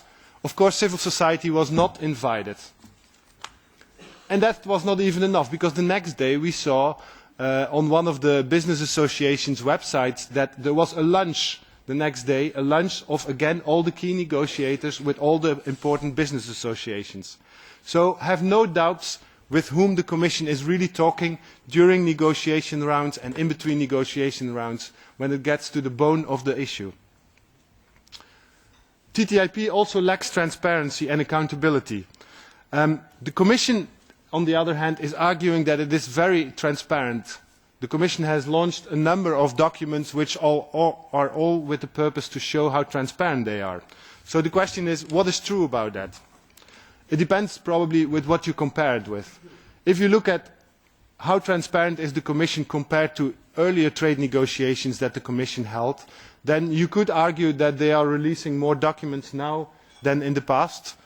But if you compare it with any other process, whether it's regulation at the European level, whether it's UN negotiations on climate, on biodiversity, but even if you compare it with WTO negotiations, then a lot more documents are released in all of these other spheres. So the Commission is not transparent, I would say, compared to main regulatory processes. And that is what is at stake here. It's about regulation. It's not just about trade tariffs.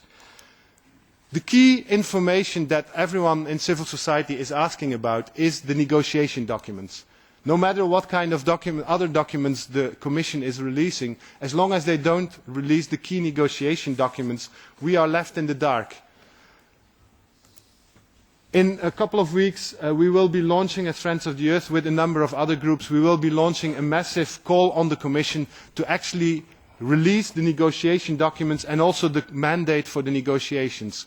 And the groups that have been supporting this, we have now more than 220 organizations supporting it, but key groups like the European Public Service, trade unions are supporting it. Also the main groups in terms of development NGOs, environment NGOs, transparency, finance NGOs are all supporting that, are all making the same comment to the Commission, release these documents, that's the key issue. A last example of another issue which shows quite clearly how the Commission is not interested in a genuine dialogue with civil society, and that's the ISDS consultation. 2 weeks ago the Commission announced this consultation, and when Commissioner de Gucht said in January that he was saying that he was going to launch such a discussion, he said, I want to hear what the European public is saying about ISDS. Well, if you look at the concrete consultation, then these words that he voiced in January become a joke. Because it is, well, basically it takes a PhD in investment law to be able to understand the consultation in the first place. It's a 40-page document where you have to go through very technical and investor language. I don't think many people in the general public will understand that. But what is even more important, the most important question is not asked in the whole document. The most important question is, do people want ISDS system? Do people want to give these rights to investors or not? That question is not asked. The Commission, and last week I was in a debate with the negotiator, chief negotiator Bercero, and I brought up that point, and he said, oh, but question 13 leaves the floor. The question 13 asks, is there any other comments that you want to make? So you have full opportunity to make your point. Well, first of all, you have to go through this 40-page document, and then you are able to bring your point. I don't think that's a genuine discussion and genuine effort to find out what European citizens want. So, okay, I think my time is up, so I leave it here. Thank you. Merci beaucoup. Thank you very much. I'm now going to give the floor to Bruno Poncelet, who's a trade unionist, a Belgian trade unionist.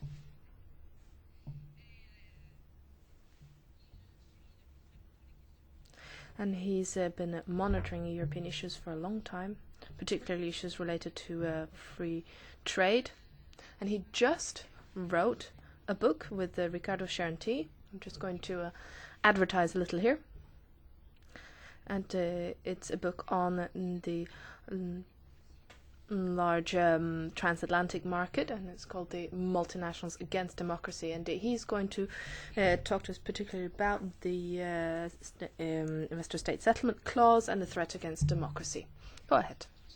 Yes, thank you. I am a trade union trainer, and I focus on free trade issues, in particular issues such as the TTIP, and I've been following this since 2009, so even before it was in the media. Now, we've heard a lot about this already, and it's true, when you look behind the curtains, then of course there's been a lot of business lobbying for the TTIP. And if we look to the future now,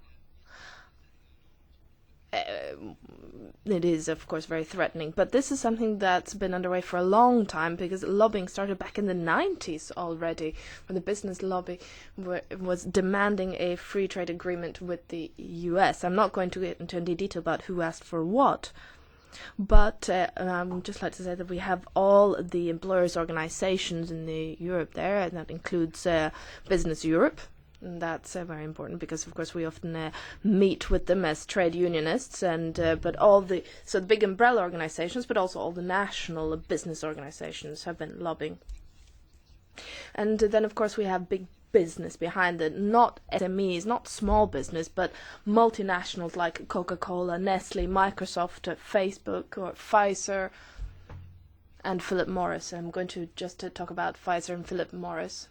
Philip Morris is a tobacco company, and of course tobaccos, they cause a disease, and then of course we have Pfizer, and they sell drugs to cure medication. So how can we have these two companies here working together? Well, it's because any trade agreement will have an impact on what they sell, and here we see also an implication for public health. Now, people say that the TTIP is a trade agreement, and what's behind it? Well, you know, it's very simple. You want the expansion of the market.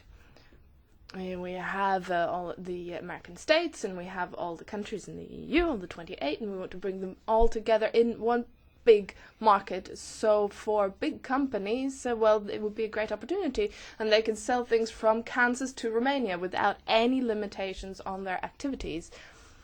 So their activities is about selling their products, it's about selling their services, but it's also about their investments, and it's about relocating, being able to outsource freely. And it's very important to look at that, because we've seen that there are not great advantages in terms of trade liberation through a tariff reduction and such, through the TTIP, but for multinationals there is a great advantage. If you can trade freely from one side of the Atlantic to the other without any trade barriers, any regulatory barriers, then of course you get a series of advantages. The first one is that you can merge, and you can carry out acquisitions very freely as a company, and that is a method used to a great extent by the biggest multinationals, and that will have a great impact on SMEs. And I would like to say that if we set up a transatlantic market and we unify the EU markets and the US market, well, then we give more power to great multinationals. We give them more advantages, and that will, of course, increase the great already existing disadvantages between very large multinationals and SMEs. So it may, to a certain extent, help SMEs when they serve multinationals, when they offer complementary services. But if they compete, it will be to their detriment. Now, of course, the second advantage is that of free movement. And free movement also goes through harmonizing regulation to a certain extent, at least in terms of processes, in the way you produce things in the US will be recognized automatically in the EU, and so in Europe it means that we will accept bringing in any of your products, anything that you produce on American soil. But of course, this means a lot of different products, including agriculture. This has already been brought up. American agriculture is already an industry. It has very low costs of production, and there are not many there are not many employees, and also their health standards and health and safety standards are not the same as the ones we have here in Europe. And when we talk about that, we talk about disease, for example, that has to be eliminated in one way or the other. So in the US, for example, how do they eliminate pathogens? Well, take one example. They take chicken. After they kill the chicken, then they put them in water with chlorine. We don't do that here in Europe, and that's only one example of what we might have to accept. So, I mean, just imagine, if our agriculture, our farmers, they may not be using chlorinated water right now, but they will be at a great disadvantage because production is less expensive over in the US because they have fewer employees, they have less stringent procedures, and so their products are cheaper. They're cheaper to buy, cheaper to sell. That will be to a great detriment to European farmers. So our farming may be simply swept off the map by this industrial type farming. And of course, the problem is when we will be left with afterwards, because we will be eating products that are, of course, toxic. And we have all these American foodstuffed agri-industrial products that are very competitive in terms of price, and we will be flooded with them on the European market. Now, a third advantage is through harmonizing regulation, but there are certain things that will never be harmonized. And here we have also examples in Europe. They're quite striking. For example, we have no standardization, no harmonization in terms of taxation. We haven't been able to do that within Europe. We'll not be able to do that with the US. And what does that? So that's one aspect. Another aspect also is wages and social legislation. The US is refusing to ratify the ILO's regulation. I mean, they're already saying that they're not going to do that. So if they're not even recognizing the basic labor legislation acts, then how are they going to respect our types of legislation with, how many hours you can work a week, what's the minimum wages? We're not going to be able to compete there. It's a fantasy. Now, for all of the things that will not harmonized, well, what we will find is that those who want to complain, they will be able to choose where they take people to court. The multinationals will be able to choose where to take governments to court, and they will be able to choose which legislation to use, where to set up business, so they'll be able to set up business where they are charged less taxes. So they're not going to choose countries like, for example, France and Belgium, because they demand too much of us. So they're going to set up somewhere else because these countries charge more taxes. So, I mean, and also there's a matter of size. We have 28 states. Well, 28 states here in Europe, but there are many more states over in the US than that.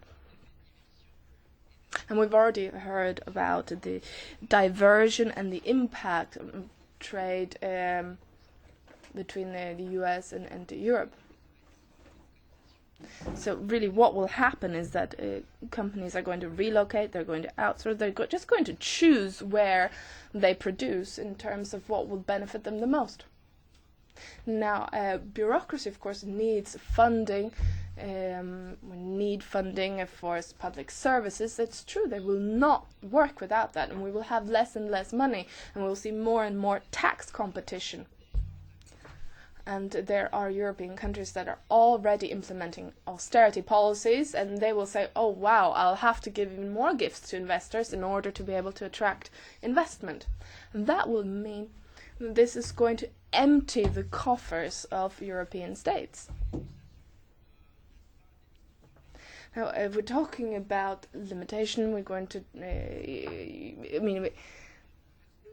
Karel de Gucht often talks about useless regulation, regulation that distorts, and useless democracy. No, but what I say is that all these regulations and this type of bureaucracy, technocracy, is what protects us as European consumers and citizens, and this is what is going to be affected through this TTIP. However, the TTIP will strengthen certain types of bureaucracy. Let me mention a few.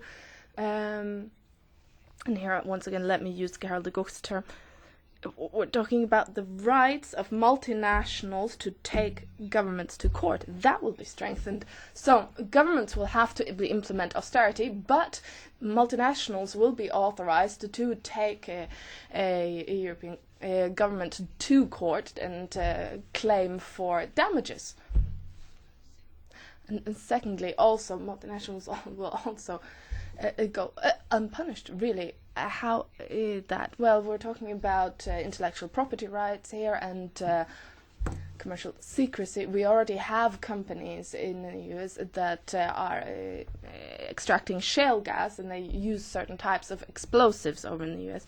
And they are protected by law. There's a patent on them. They pollute enormously. They pollute water levels, and this, of course, affects the population. Now, if a government then wants to take a company to court because they're polluting, because what they're doing, then the government will have to prove that what they're doing, the technical aspects. But of course, the multinational is entitled to business secrecy, to patent protection, and so the government will not be able to prove things. And so this aspect is one that's not been taken sufficiently into account and will have a great impact. Now, another aspect is transforming existing legislation at the transatlantic level. What does that mean? Well, concretely, that we will need decision-making powers at the transatlantic level. Well, now, these already exist. There are a series of discussion fora, cooperation fora.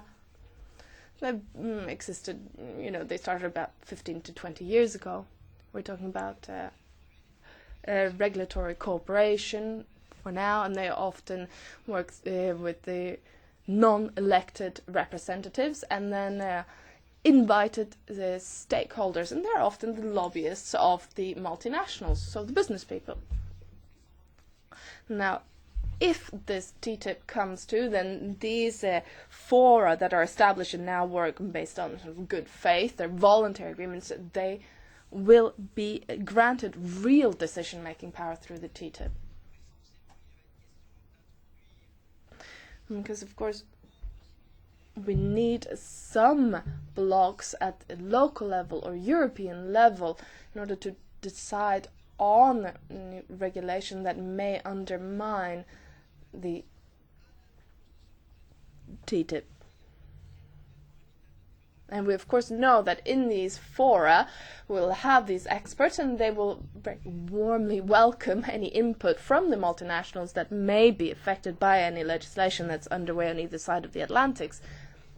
And the multinationals will have a lot of insight, but we as a civil society will not always have access to everything that's going on, all the negotiations, because it's not entirely transparent. But the multinationals, because they operate behind the scenes, they will be informed, they will know. And these are just some of all the reasons for which I think we should reject it. Thank you very much. Thank you. Well, what springs to mind? ACTA and is coming back in through the back door. No. Parliament rejected ACTA. If my memory serves me right, only 35 members dared vote in favour. 26 from the far right in France. I also wanted to point out, now imagine this obtains for other countries, but we're getting mobilized in France, and a number of local authorities too have clearly spoken out against ACTA. TTIP, the speaker corrects herself. Ile-de-France and Provence, Côte d'Azur, these two regions, and a few other regions whose names slip my mind. Now, over to you. Ne levez pas tous la... Not everybody at once, please. Go ahead. Hej, jag pratar gärna svenska. Yes, I would like to speak Swedish. My name is Lia Eriksdotter Andersson. I'm from the Swedish Left Party. I would like to link to what Paul said about the ISDS negotiations. I mean, they're not just not asking us of whether we want this clause, but they're also not asking us about whether indirect expropriation should be part of this clause. And as long as indirect expropriation is part of the clause, then any of these measures that they're trying to promote will not play as much of a role, because they think that redefining this clause will mean that companies will no longer be able to invoke this clause in a manner as controversial as the one when it was used by Philip Morris. But expropriation means that you equate direct expropriation of an operation or a business with legislation that may prevent somebody from carrying out such operations or such a business. And so I think we need to look at why this indirect expropriation is included, and whether or not it should be included, and whether or not a lot of clauses become meaningless and void if indirect expropriation is defined the way it already is in the case. So I just wanted to include that, because perhaps you can comment. I think it would be important. Thank you. Merci beaucoup. Thank you very much. I saw a hand at the back there. Thank you very much. My name is Mads Barbesgaard. I'm from the Danish left-wing party called the Red Green Alliance. I mean, I guess we've moved on to the thing about cooperation. So just to give kind of a brief, just to briefly explain the situation in Denmark, I mean, the whole discussion on the TTIP is very, very, very pro-TTIP from the government as well as the right wing. I mean, because everyone has really swallowed this idea of growth and jobs and everything. And the main discussion that has been so far has been on the ISDS mechanism, based on how, you know, both from the German government and the French government at pretty high level have said that the ISDS should be taken out of the agreements. And the 14th of May, there's a discussion in Parliament where we are putting forward precisely this claim that Denmark should kind of sharpen their position and also claim that ISDS comes out of the agreement.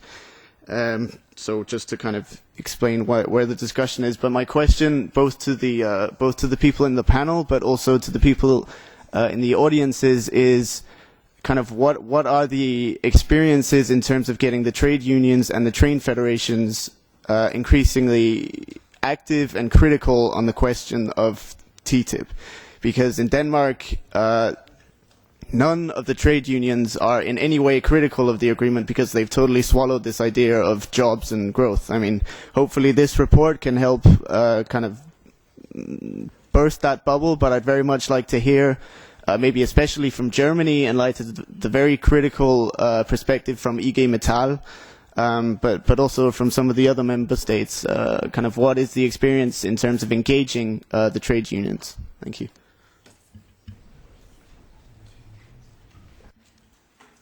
À vous. Bom dia. Good morning. Carlos Santos, Bloco da Esquerda, Portugal. I'm going to speak Portuguese. I want to ask the speakers if it is fair to say that this agreement basically benefits those that benefit from economies of scale, so big multinationals and so forth. So they're the people who win out with economies of scale. I think if we conclude that, it can probably help us identify who's going to be the winner and who's going to be the losers in Europe.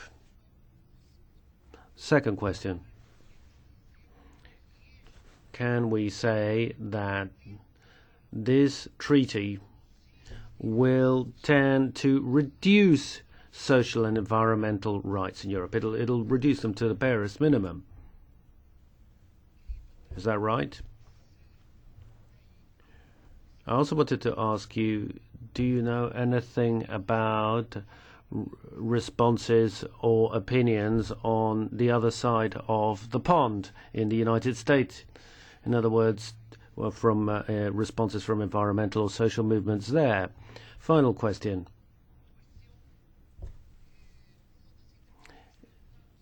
Now, I think one of the speakers touched on a following point, and I think this is an important point. If this treaty is approved, what impact will it have for the future, particularly in terms of new rights, in terms of how it will be possible to exercise rights within this new framework, the new framework created by the adoption of the treaty?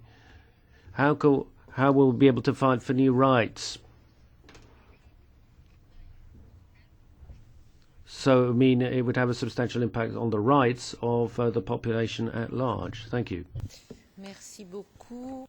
Thank you very much. Eduardo Chagas, I'm General Secretary of the European Transport Workers Federation. First of all, I want to thank for the opportunity to have access to this study. I'm not sure if the European Trade Union Confederation is represented in this room, but it would be highly beneficial to make them aware of this study. Indeed, in the debate that we have in the Executive Committee of the ETUC, a number of people, and in particular our colleagues from the Nordic countries, have as an obsession the need to express their support for free trade. And so, as such, they justify, they cannot oppose the TTIP because they are in favor of free trade. It has been made clear by a number of us in the last debate 2 months ago, last month, that our view is that these negotiations are not about trade, they are about regulation, and the chief negotiator admits that 80% of this is about regulation. They don't say it's about deregulation, but then it will come by definition. If we are talking also about harmonization of regulation, we understand that recognizing US standards and recognitions will undermine the highest standards where they exist in Europe.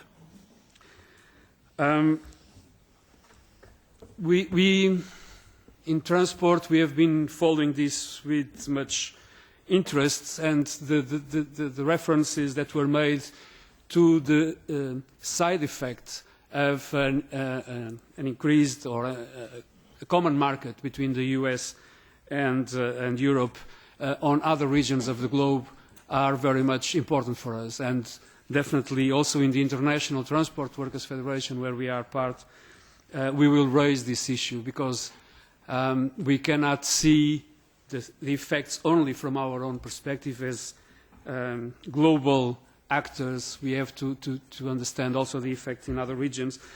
But we have been able to discuss with our colleagues in the United States, with AFL-CIO and with the Teamsters, on their concerns from their side, but also their hopes. And in a way, the justification they give not to oppose frontally the negotiations is that they say the hope, and I would consider that to be a little bit too much naive, that there would be a strong social chapter in it.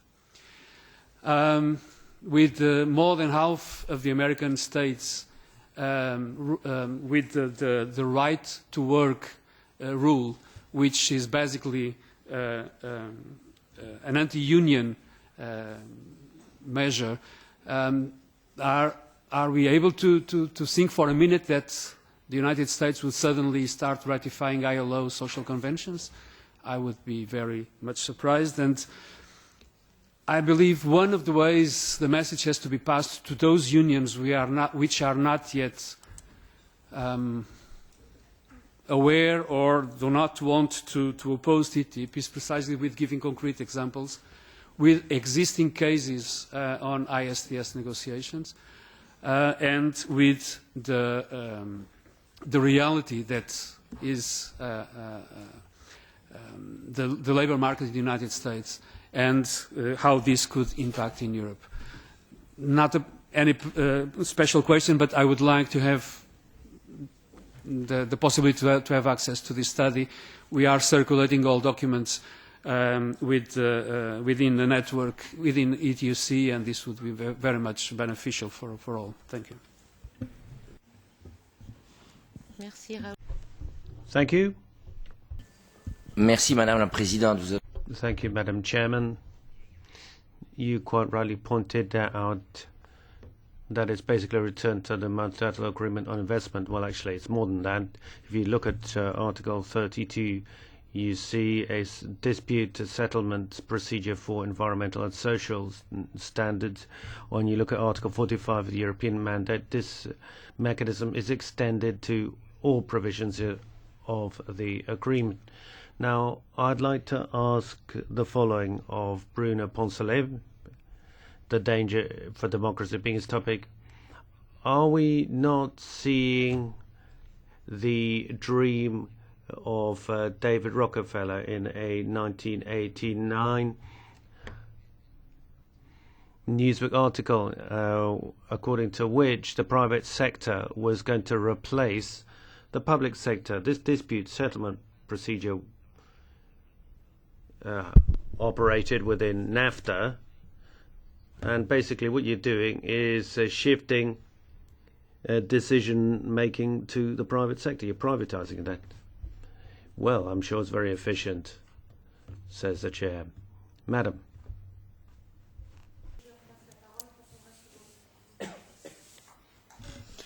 Thank you. I'm Lida Forero from Transnational Institute and have some questions and comments. First, it's related to the democracy. You were explaining how this consultation, this agreement will pass the decision making to the transatlantic level. So my question is then what happens with democracy at national and local level? And that's one of the main issues that we have been discussing. So it's important to make clear that we are undermining democracy with these kind of agreements. And in that case, we are changing the priority of people's rights, human rights, and giving them to the corporations. That, for us, that's one of the main issues of the discussion. One second point is related to some comments that have been made before in the previous panel, but also on this. You have been saying that this is not about trade, it's about regulation, and we agree with that. But in other cases, it is important to take this opportunity to also discuss the myths of the free trade, because it's not as clear that free trade will bring benefits for all as it has been presented. And I think the assumptions that were presented before in the models, they apply also for the idea of free trade as something which will be beneficial for everyone. So maybe these negotiations are not focusing on that, but will have impacts also on free trade, and they are opening this opportunity that we need to take, and also to start developing a discussion on the kind of model of development that we want. And that's what is behind the TTIP negotiations and all other free trade agreements negotiations. Merci. Thank you. The gentleman there. Reactions of the panel to the question of whether it was impossible to avoid deleterious effects on the ability of governments, and this will be mostly national governments, to ensure their essential services. And we've had mentions of energy and water, but also health services in particular, whether there would be whether it would be impossible under such an agreement to avoid this downward effect on these. Votre voisin, et c'est le dernier. Your neighbour, and then that'll have to be the last speaker. Yes, again from Ecologists in Action Spain. We are part of a European-wide network called the Seattle to Brussels network, and also very recently, since 2 years, we brought up a coalition for an alternative trade mandate. We were just present here in the European Parliament last week with this proposal. And there was some intervention from the floor which makes us remembering that our struggle against EU trade and investment policy were quite lonely in the last years when we are fighting free trade agreements of the EU with Colombia, Peru and Central America, or with several Asian states like India, or with many other regions which are quite unknown. So it's quite important that now we have a huge opportunity to really make a big case, a big critic, and even derail the neoliberal investment and trade policies of the EU. But for this we need a very united front, and from the beginning a very strong opposition against this transatlantic trade investment agreement. It was very important, the intervention of the transport union. These kind of interventions and synergies we need between the social movement, trade unions and also left parties, and really make clear that now there is a window of opportunity we have, because even the very neoliberal think tanks are starting to questioning this win-win situation. De Gucht and all the neoliberal bodies, even the majority in this European Parliament, always have spoken about free trade agreements. And even the Bruegel Institute, which is a very neoliberal right-wing institute, recognized in a very recent paper that with the TTIP negotiations or the treaty, there will be not any effects on the gaining power of the BRICS countries like India, Russia and especially China against the trade and economic powers of the US and the EU. So now it's also the moment to really go in deep and say the TTIP is the second side of the same coin as the Troika. In Spain you have seen in the last year the Spanish government saying they are very proud because the trade flows are going up and they are gaining some trade surplus. But this small trade surplus, as you very well know, is based on deep social injustice, privatisation processes, but especially the downturn of wages and salaries. But this is not a new situation. These neoliberal policies were imposed by the EU in the last 3 decades. And that's why it's very important that we have to see these TTIP negotiations as the same coin as the Troika policies, as the austerity measures, as the austerity policies. The Belgian movements were very good in pointing out when they occupied Brussels last December. They said no to austerity, no to TTIP, at the same mobilisation. And this is what we want to aim for here also, as the Spanish campaign against the TTIP. We need to combine our resistance against the EU neoliberal austerity policies, which have huge poverty, unemployment and also environmental impacts in countries like Spain, Greece, Portugal, Italy and many other countries. And we have to combine the issue of trade and debt, because the debt situation in which, yes, I just finished, is many times not very analytical from the trade perspective. And what the Troika did is just locked the constitutions of countries like Spain into the obligation to pay to the big banks and the financial markets and to pay the illegitimate debt, and at the same time with the TTIP negotiation they will try to make all the labour reforms they didn't get through the memorandum of understanding for the bank rescue and all the other Troika imposements in the Spanish policy. So that is the moment where we really can bring the two sides of the mobilisation of social movements, of left parties, of trade unions together. Yeah? Excusez-moi, mais I'm terribly sorry. We do need to allow a bit of time for the third round table. In a sense, you've given us a sneak preview. I'm sorry to those who couldn't speak. Maybe you can speak under third round. Can I now give the floor to each of our speakers for 3 minutes maximum? Do you want to go ahead first? Two areas. One is the several speakers talked about ISDS. I think probably we all agree that ISDS is not a good thing to include. I think also the Commission actually was put so much under pressure that they are now admitting that there are a lot of flaws in ISDS.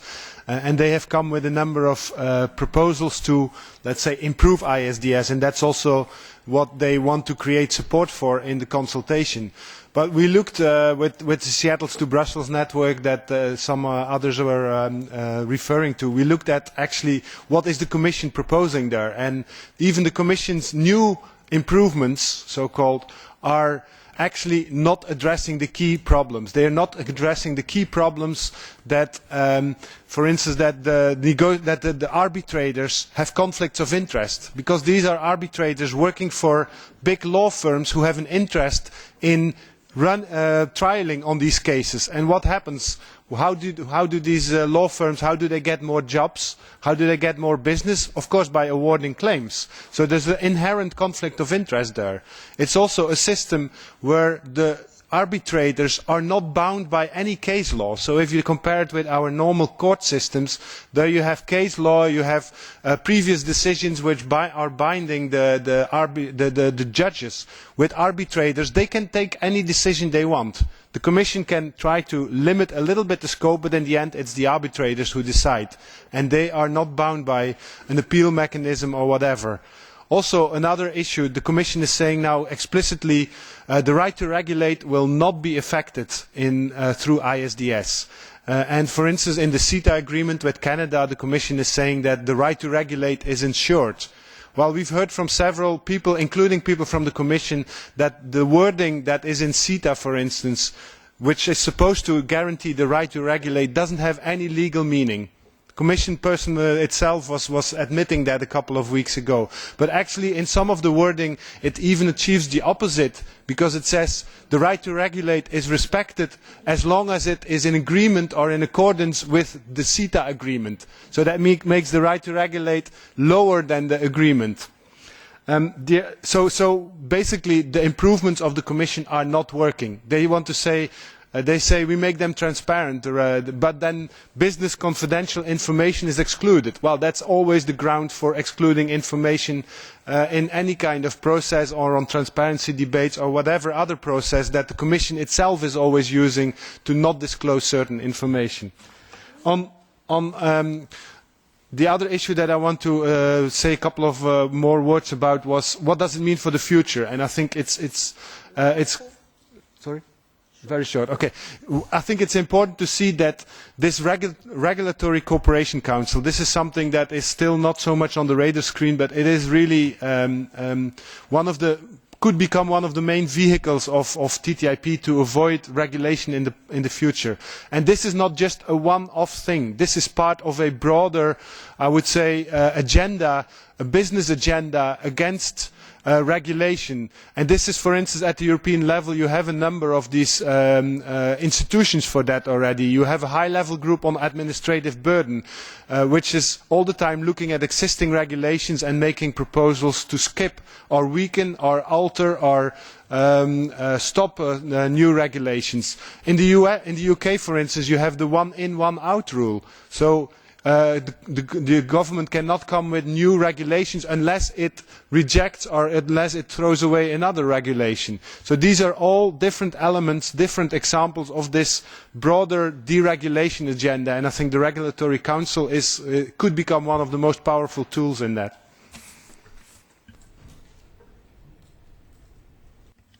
Merci beaucoup. Excusez-moi. Thank you very much. Bruno, you have the floor now. Well, I'll try and take as many of the questions put to me in as little as time possible.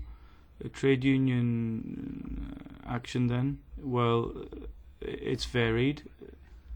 because many trade unions, including the ETUC, think that it's possible to arrive at an agreement that would improve social standards here and across the Atlantic. So certain trade unions do hope that, but also increasingly trade unions are opening their eyes. The metallurgy trade unions, for example, are changing tack, but many of them are waking up to the fact that the Commission's statements are basically economical with the truth. Sometimes there's lies there or half-truths, and they're also sugarcoating matters to some extent. So now trade unions are starting to get organized against TTIP or certain parts of it. Now, deleterious effects, and can we avoid them? Well, it all depends on what you put in place in a market. The market is not good or bad as such. It depends on the rules that govern those markets. If you look at the 19th century, then there the employer had all the power, and those were tyrannical markets where the workers had no rights. But if you put in place rules on working time, you ban child labour and so on, then of course you're democratizing the market, and then a market can work. Now, of course, you need safeguards in place against the abuse of power, but the opposite is happening here, and that's why it's difficult to avoid deleterious effects, because TTIP is basically about saying to multinationals, you can increase in size and power, and workers, production sides, legislation, governments, they'll be played off against each other. There'll be free competition. You can put in place delocalization. You could say you cost too much, I'm going elsewhere. That will be possible under TTIP. Now, of course, we're moving again towards these tyrannical markets that I was talking about. Even if there is social consultation and if trade unions exist, basically at local level, what is happening is what can we obtain for our investors. And I do think people need to be aware of that they are to some extent being duped. And if you look at economies of scale, then there's a benefit there for the multinationals, of course. But the main benefit for multinationals is that they can decide where to make their investments, where to go to, and the fact that they can play off legislation and workers against each other. Now, what to do at local and national level? Well, if you accept the logic underpinning the TTIP, then basically you're moving towards austerity. You need austerity measures to prevail then, such as in Greece and Spain. And you'd therefore either go along with what the Troika is calling for, the European Troika is calling for, and you have a clear track and a clear path that they need to follow, or you reject that, and then you go against technocratic rule, you go against what Mario Monti put in place in Italy, and then you have decision-making processes in place which make it very difficult to contest decisions, and which also makes it very difficult to call for certain improvements to working conditions, workers' rights, and so on. If workers' rights are improved, then for companies that will be less attractive, that will lead to more unemployment, and multinationals will anyway be saying, well, you're going to harm our financial interests in calling for this, we don't agree, and we want damages and interests for that, and they'll go to the investor-state dispute clause for that. Now, the last point I'll take is on the main challenge ahead of us. Well, multinationals want to do away with democracy. They want to do away with anything that harms their interests. They've got their lobbying networks. They've got their old boys network, and they will just push for agreements which they think serve them best. And if you look at the number of multinational companies involved in transatlantic lobbying, then, you know, they say, well, if we have a transatlantic partnership in place and a treaty in place, then they seem to think that they will be able to circumvent what is happening at the WTO. They'll be pushing for a single global market, and they will hope to have a competitive edge in Europe and in America vis-à-vis Asia. So basically you'll have full privatization of the policy and therefore less democracy. Merci, Bruno. Thank you very much, Bruno.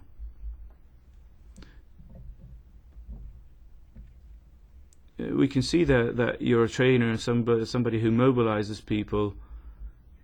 Now, Troika. The Troika is not just European. That's the only point I'd make.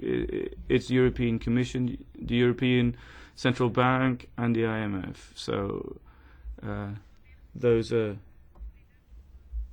the bodies making up the Troika. But thank you to all of you for your contributions. Thank you for your patience.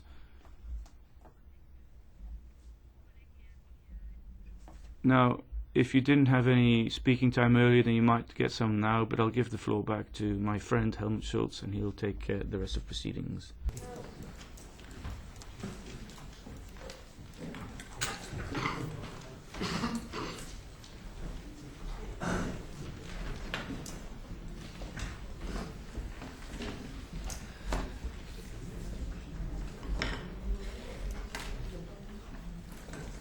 I thought Marie-Christine wanted to share here together with us this panel, because we are, I guess, already within the debate about the third panel. What are the conclusions? What are the chances of networking and how to combine, as it was said, the cooperation between political parties, parliamentarian structures at the European as well as the national or the regional level, where we have the chance to get in the knowledge, the expertise and the activities of the NGOs, linking their activities to one or more problems. And I think that should be the focus on this last round, which has, I guess, already started. And for that I would like to ask some attendants of our workshop to take the floor, what they would think about and how they would encourage really to organize our work, even we are in the pre-last week of this legislative period of this European Parliament. That means the European Parliament is going into the electoral campaigning. And the negotiations on the TTIP are ongoing. We have in May the next round, as I said in the beginning, and in June or July the sixth round already. So that means how we are continuing a permanent cooperation work on accompanying these negotiations for being able to raise the democratic concerns we have discussed just now, and I very much agree what was said in this sense. So maybe Arturo Scotto, is he here in the room from Italy? Could take the floor. I would also ask Klaus Ernst or Thomas Nord from the Die Linke parliamentary group in the Bundestag to take the floor, what their expectations would be in the midterm of organizing our work. I would also ask Daniel Basso from the ETUC,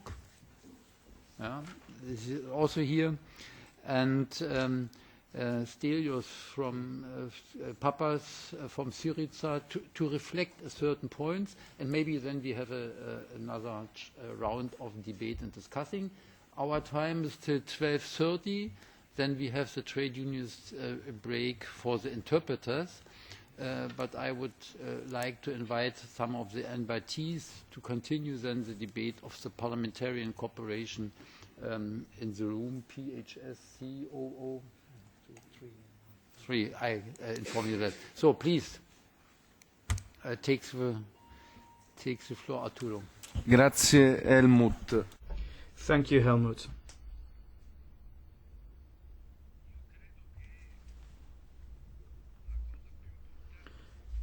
I believe that the most important thing to do at the moment is to promote our campaign, is to make it clear to everyone that we have doubts and that we disagree about things. That's what has clearly emerged from our discussion this morning.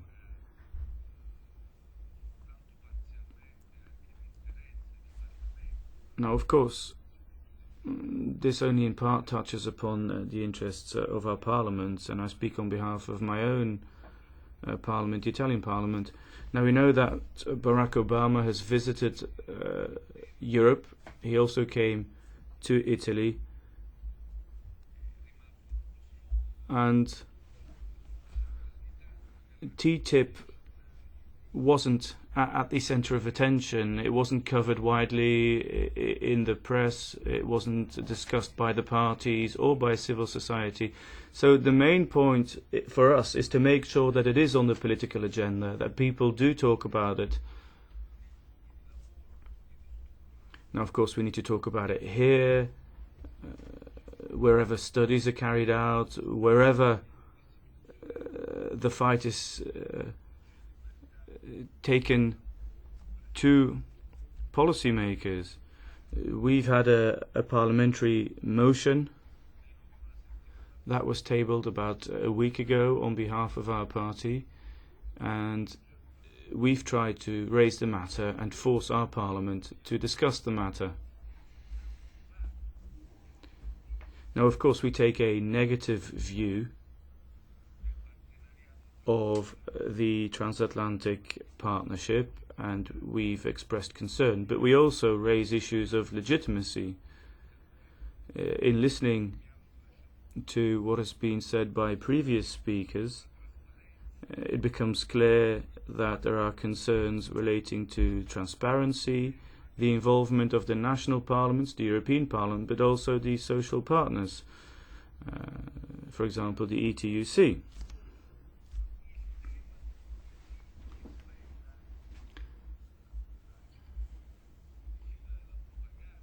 And we also need to make sure that we can debunk some of the propaganda that has accompanied the negotiations. The statements that have been made about employment, GDP, the improvements that are to be achieved. We need to make sure that we debunk some of those myths.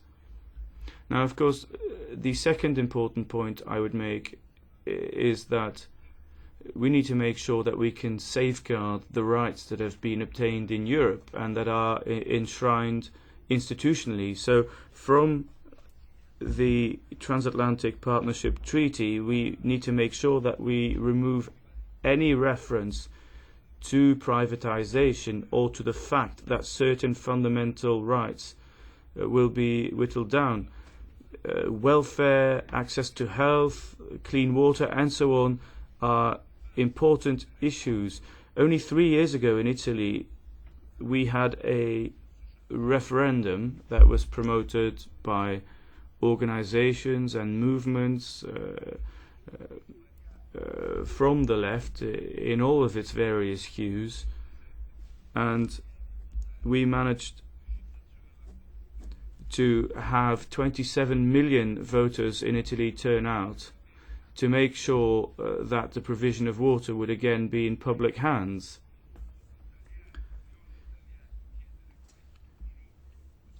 Millions of Italians were in favour of making sure that they again had that right, but what is to come of that if this treaty were to come into force? Now, I don't want to speak at length, but I do think that we need to look at a couple of issues in greater depth. Denomination of origin for products is important. The quality of food products is important. And these are the issues that tie in with agriculture, of course. And in closing, I would simply state that we need to make sure that we get our message out there, and that also we bear in mind that this is something which will be important for the next legislature. The European Parliament is going to have increased powers in political terms, So we need to make sure that the European Parliament is in a position to have a bearing on how this treaty pans out. Thank you. Who wants to take the floor? Yeah, please. From Transform, yeah. Hello, my name is Sigfrido Ramirez from Transform Europe. Coming to the question that Helmut Scholz put to us, I think it's very important that maybe we try to argue not only on the lines that this agreement goes against the values of progressive or left-wing people. I think it's important that we try to define it as going against the European interest. It is very evident that such a policy will be going against many other policies that the European Union has been supporting or is willing to support now. For example, if there is an industrial policy or a reconstruction policy of the productive regions of Europe during the crisis, how this is going to affect it. So I think this is very important that we try not only to involve the usual suspects, if I can say that, but also some of the possible losers of this agreement. Many of these studies often talk about sectors, but as you know, as there is not a microeconomic analysis and it's very difficult to get analysis on intra-firm trade, for example, we don't know very much about the impact that they will have on value chains of companies, or not even within sectors there are not the same positions of all companies. For example, in the automobile we can expect that Fiat will win now because it's owner of Chrysler from this agreement, but not, for example, French companies like Peugeot, for example.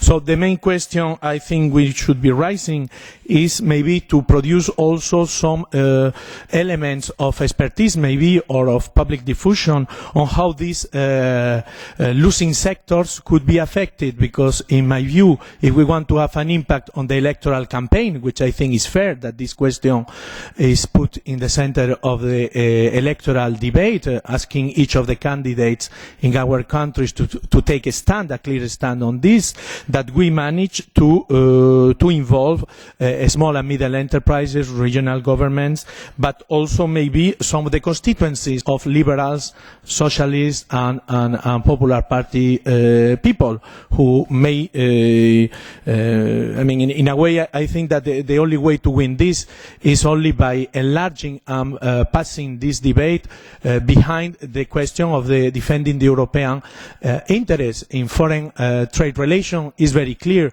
that we are going with this policy out of the multilateralism that we were looking forward in all the policies of the European Union for the last half a century. So I think that this is the way I think we should be going on, producing all these also additional pieces of expertise on the impact on losing sectors also. Thank you. Jean-Claude, maybe you can.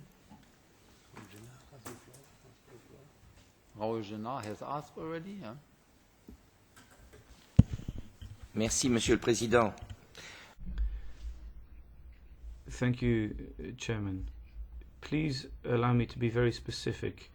The elections for the European Parliament are looming large on the horizon. We're 47 days from the elections, and if negotiations come to an end, then we need to decide whether to reject it or accept it. And in France, the government and the parties who have the majority do their utmost to make sure that this doesn't take center stage in the electoral campaign. And of course we have very interest in making sure it is at the center of people's attention, and therefore I think the main point for us is to make sure that we share information on the European negotiating mandate, that we make it clear to everyone what that means. In France and in the Netherlands there was a referendum held on the European Constitution, and there is a critical mass that didn't want it. There was a lot of pressure brought to bear on the citizens, and we need to make sure that we can mobilize people again. There is a real risk that this will not be one of the main points of discussion during the electoral campaign. Now, in France, we have a national collective which brings together 160 different organizations protecting consumer rights, trade unions, but also political parties.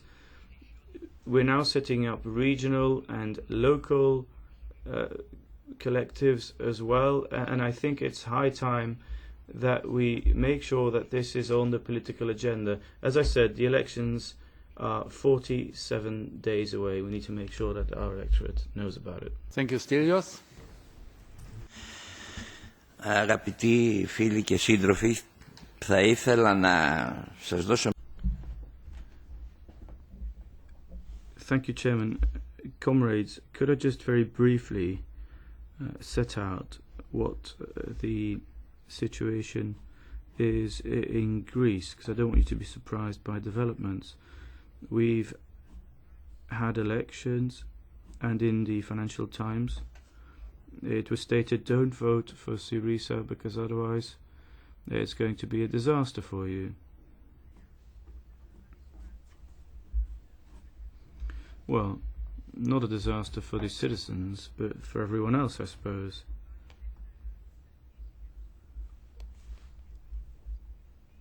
But we will have elections now in 2014, and what has become clear is that the strategic choices to be made by the European Union will take centre stage. There's the issue of debt, the fact that the rules governing that debt might be renegotiated at European level, and there will also be a review of the economic policy, the security and defence policy. And let me remind you that that is a policy which is unacceptable. Because foreign policy is being supported with military means, and we basically want a new deal for all of the citizens in Europe.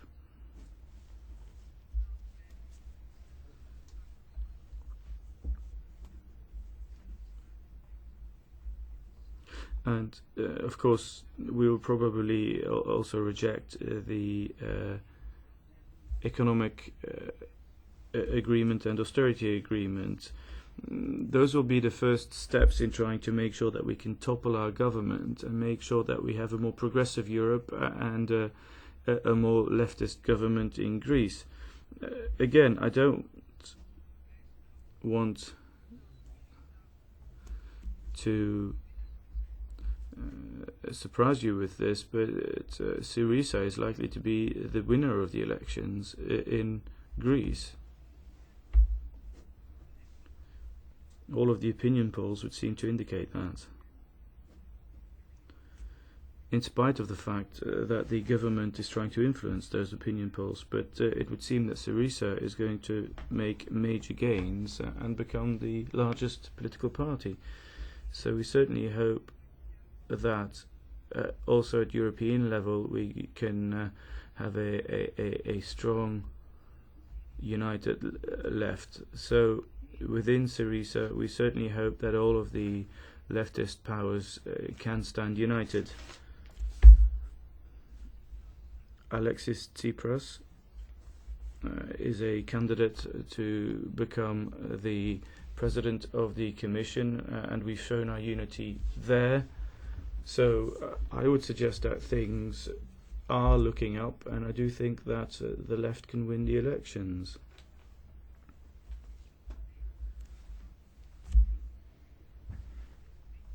And I do think that we should prepare for that and make sure that we can have a peaceful and progressive Europe. Thank you. Then the next on the list is Niels Jongerius. Thank you, Helmut. My name is Niels Jongerius. I work for the Dutch Socialist Party, part of the NGO GUI group. First of all, Helmut, thank you very much for bringing together so many activists and parliamentarians here together.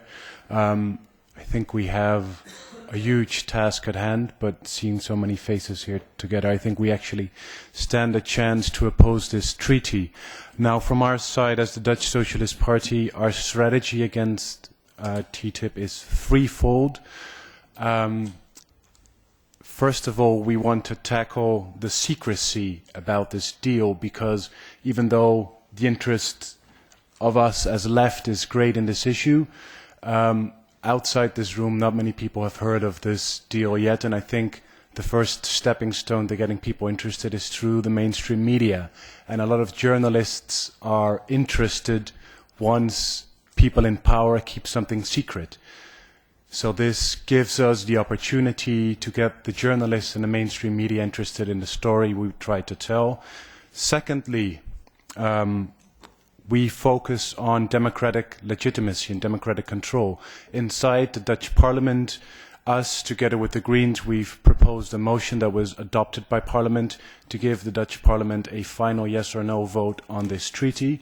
Commissioner de Gucht has said that he sees it perhaps in contradiction to the mandate that was given to the European Commission, and once a ruling from the European Court on this. But I would urge all other members of the national parliament to see if you can get a majority in your national parliament to get a vote on having a national yes or no vote on the final conclusions of TTIP, because this would increase our call for democratic legitimacy. And thirdly, we want to raise all these sectoral issues, our concerns against this treaty. As was done this morning by the study revealed, is like what effect does the TTIP have on labour? What effect does it have on ISDS? What does ISDS actually mean? How does TTIP involve with our food sovereignty, food security? And to raise these issues concretely, we will organize on the 13th of May, just a week before the European elections, we will hold a national day of action in the Netherlands in front of our national parliament to not only call for openness, to remind the national parliament to keep to its promise of sticking to a vote on TTIP, but also to give a platform to all the social movements, the labour movement, the green movement, of bringing forward these sectoral concerns that we have. We will do our best to inform you how the 13th of May will shape up in the Netherlands, but I would also be very interested in hearing if there is other national day of actions coming up before the European elections. Thank you, Linda. Linda Cautious, Stop TTIP UK. Three points I want to make. I think it's useful to highlight the difference between previous trade activity, trade action, and the TTIP, because up to now the focus of trade action amongst EU activists has been on the effects of EU trade agreements on developing countries.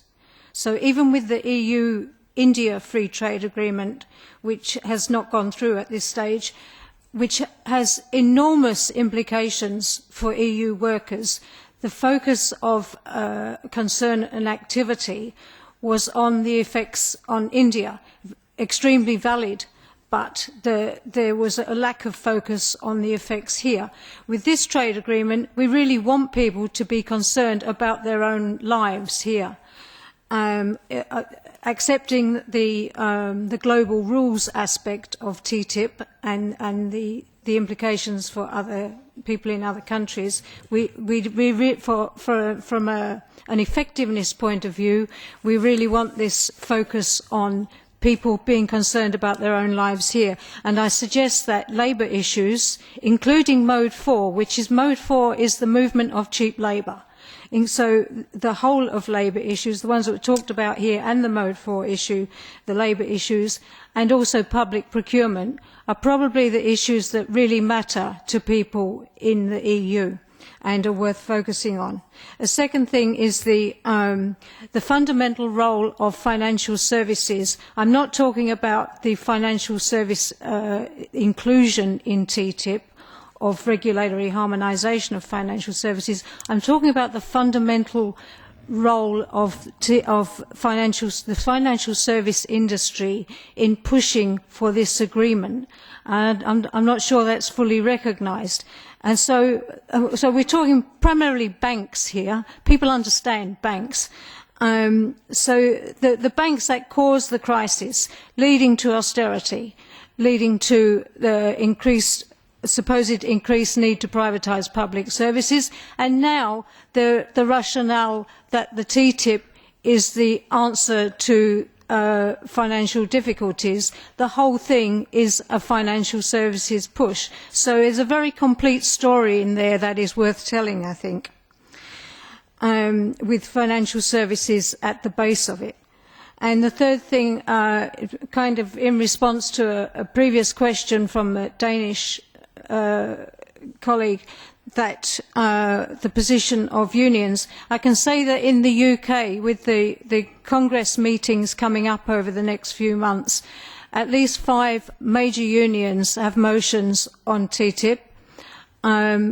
4, I don't know the exact wording, and I don't know if they will pass, but 4 of those unions I know have pretty strong positions against TTIP.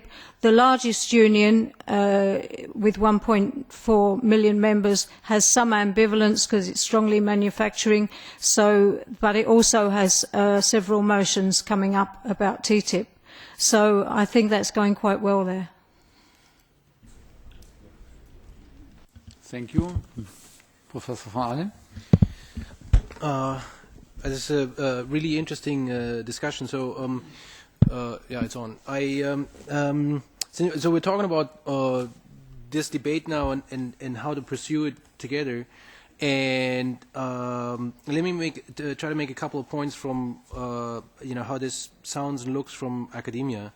The one argument to make is that the benefits are so small.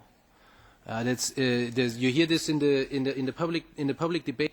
You will never see what you always see in the headlines is that the benefits are 100 billion or 500 billion or 100,000 jobs, or they're always absolute. They never put in the headline the relative benefit, which is a rounding error in an annual GDP growth statistic. This is the most optimistic numbers that these 4 studies came up with. The EFO is a little bit a different story, but all the other ones are essentially a rounding error. They're so negligible over 15 years, and this is not being talked about enough, I believe. It is very important to emphasize this. That's the best they could do with the full employment assumption, with these unrealistically high price elasticities, and with all the other assumptions that go into the models, with excluding the real issues about GMO, the externalities with health effects and climate change, and so on and so on. So that's one argument I think that can be made more loudly. The other one is going back to a question asked about the myth of the free trade, myth of free trade. There are arguments to be made, but they can as well be easily lost. So from a theoretical point of view, free trade or the benefits to trade are real. There's no mistaking about that. If you essentially all benefits, all long-run growth comes from some degree of specialization and innovation.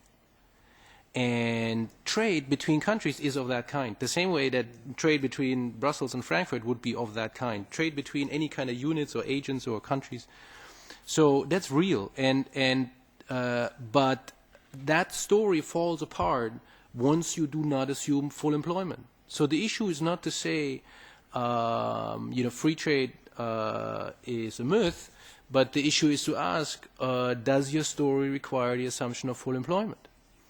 And then now to get back to the really interesting points about how this how this is playing out. who the negotiators are listening to. A few years ago, I was at a conference, and there was a Harvard economist, a big shot, and he stood up on a panel. There were 500 economists in the room, and he had a model up there saying that we're trying to model institutions, democratic institutions. So what these democratic institutions were lobbyists telling politicians what is needed to protect profitability. It was straight out that, lobbyists to reduce transaction costs, to protect profitability. So capitalism functions because lobbyists can tell the legislators what they need to make profits. And obviously companies need to make profits, but there are two ways to make profits. One is to have this basically race to the bottom, which is in so many ways what we're all talking about. Now, the race to the bottom, in terms of deregulation and so on, from a theoretical point of view, is not a problem. So from an economist's point of view, if we leave the social issues outside, is not a problem, again, if we have full employment. You see, if you have full employment, however much you suppress labor and real wages and regulation and standards and so on, you protect profits, and demand at the other end will not be a problem. So, so that story holds up theoretically, but once you take the full employment assumption out, you get what I would say we have for the last 30, 40 years, which is a race to the bottom that leads to declining real wages, broadly speaking, across the globe, that then require intensified efforts for suppression and deregulation to revive profitability, but wages never keep up in order to support that output. So the real world does not feature full employment. So in a way, I'm harping on the same thing. The key issue is the full employment assumption. Thank you. Yeah.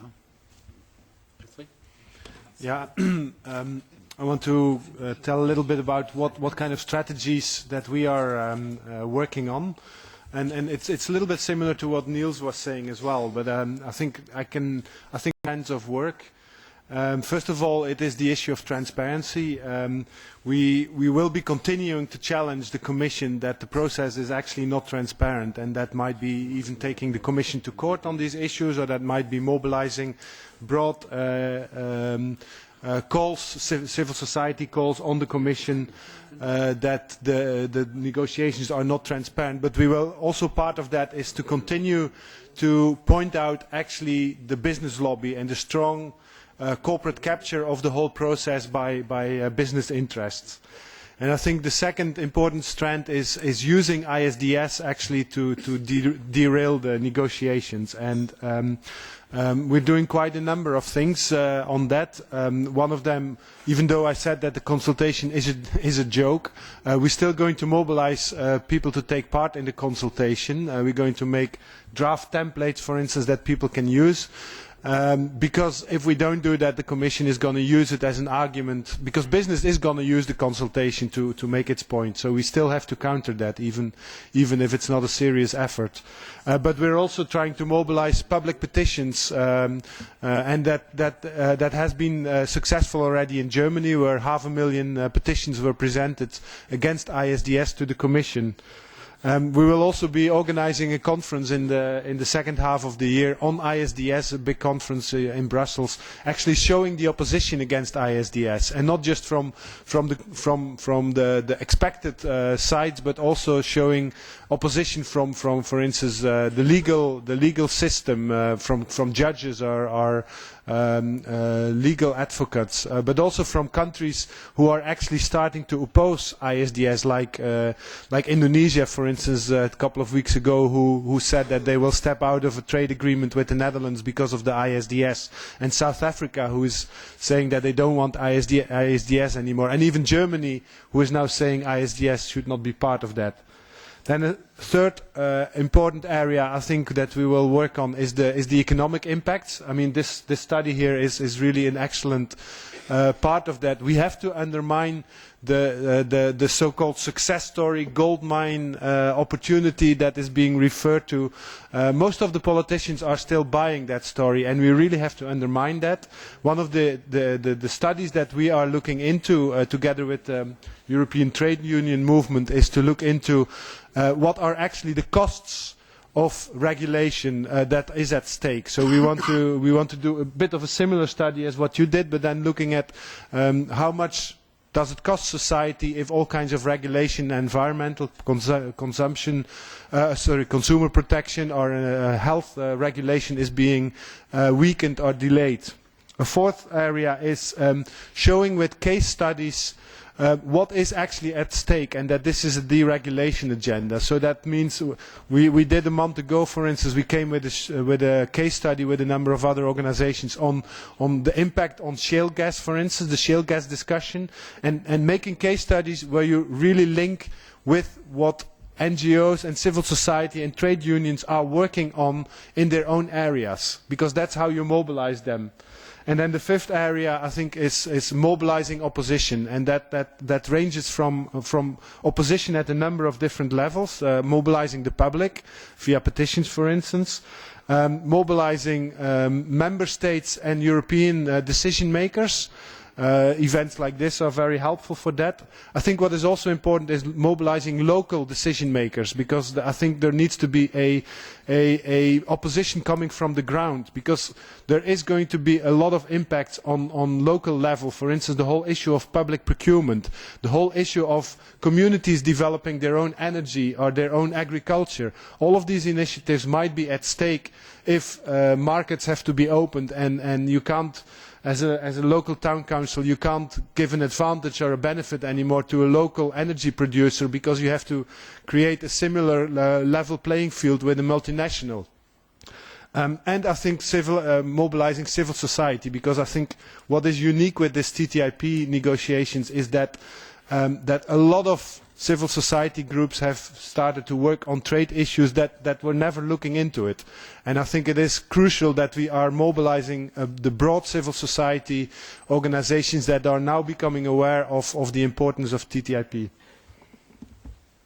Thank you. I have just a problem that my list of speakers who want to take the floor is quite long still, but we have to finish at 12:30 for the translation. So the only proposal I can make is that we continue till 1 o'clock without interpretation. So that means we all have to speak in English. But I want to give Corinne Darieux the possibility to speak, because she is speaking only French. So I give her just now the floor.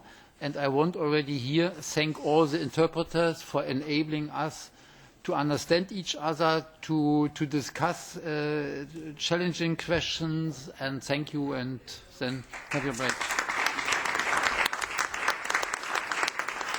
So Corinne takes the floor. Donc si j'ai bien compris, j'ai encore deux.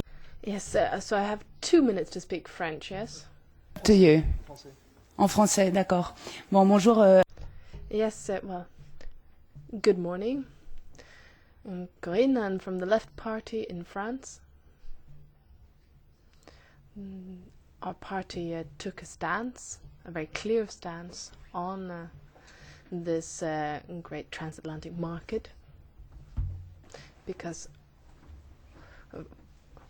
we've been protesting against this for years, the dangers of such an agreement between the EU and the US.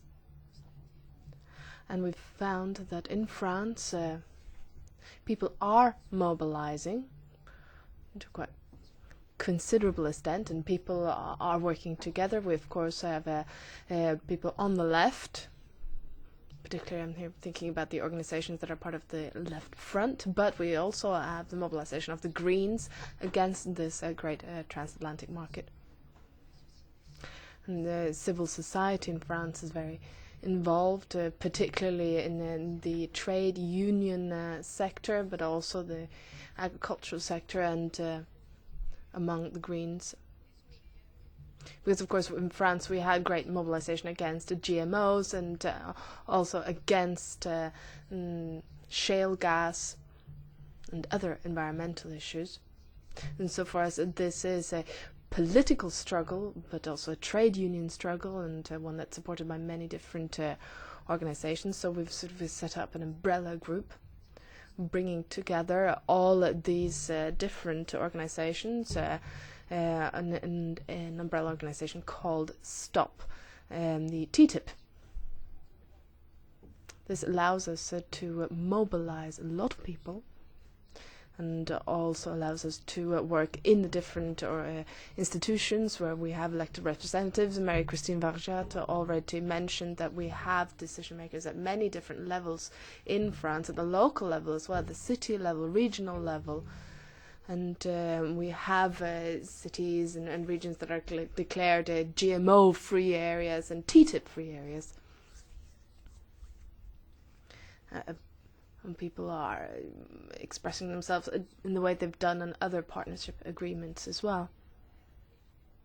And so this institutional support also enables us to put a certain pressure on the government. Because, as you probably know, in France, the government seems to be in favor of speeding up the process of signing this agreement. That's what our President, François Hollande, said just recently. So what we're trying to do is stop this great transatlantic market. That's the express purpose of the Left Party. That's what we're working for at the institutional level, also with citizens and with street mobilizations, because we've already had initiatives this week. And the end of the week we'll have a demonstration in Paris. We'll bring together people to protest against multinationals and others. It's on the 12th of April. We'll have a march. And that march, of course, will denounce the TTIP, and it will also be on the European elections, which are, of course, forthcoming. Thank you. Merci and bon courage.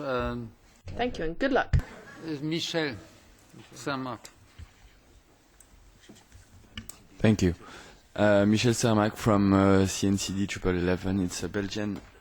It's a Belgian NGO of development. I wanted to raise something that has been briefly mentioned already, but I think when it comes to strategy, it's important. Of course, it's important to use any opportunity that we will have in the campaign to raise the issue of TTIP, but also, now that more and more people are aware of the dangers, the big danger of ISDS, we should not miss that opportunity also to raise all the other agreements that have ISDS in there.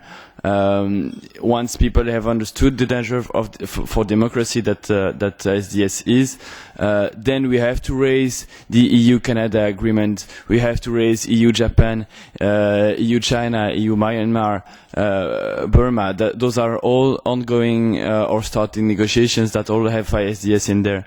And I believe this is a first opportunity for 10 years. It has been said that the multilateral agreement on investment has been defeated about 10 years ago.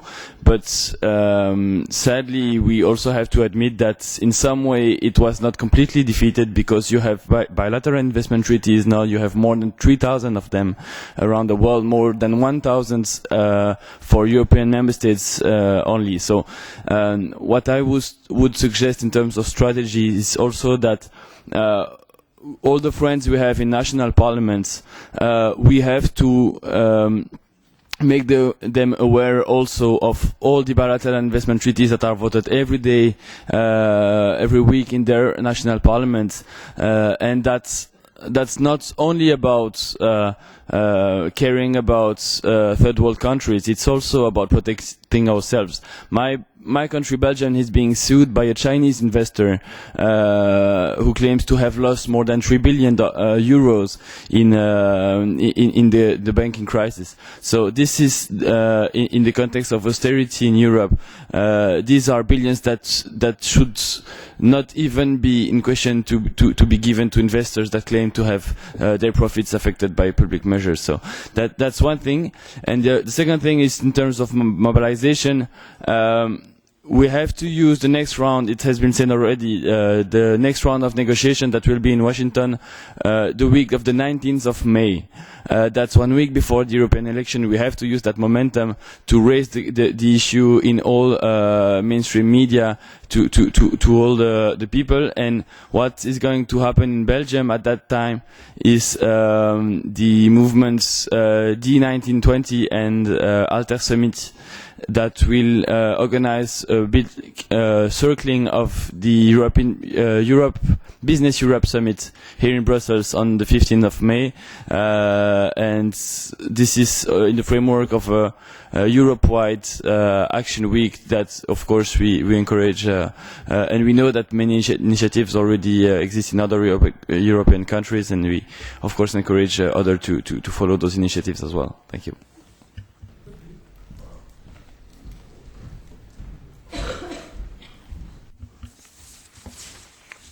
So the next speaker on the list is Thomas Nord. Ach so. Bernd, dann hilf mal.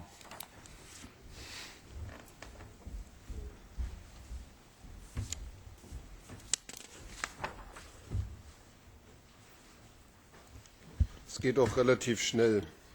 It will be a brief contribution. Ich teile alles, was der Kollege de Klerk hier gesagt hat, zu dem, was getan werden muss an Schwerpunkten in der Auseinandersetzung mit dem Freihandelsabkommen.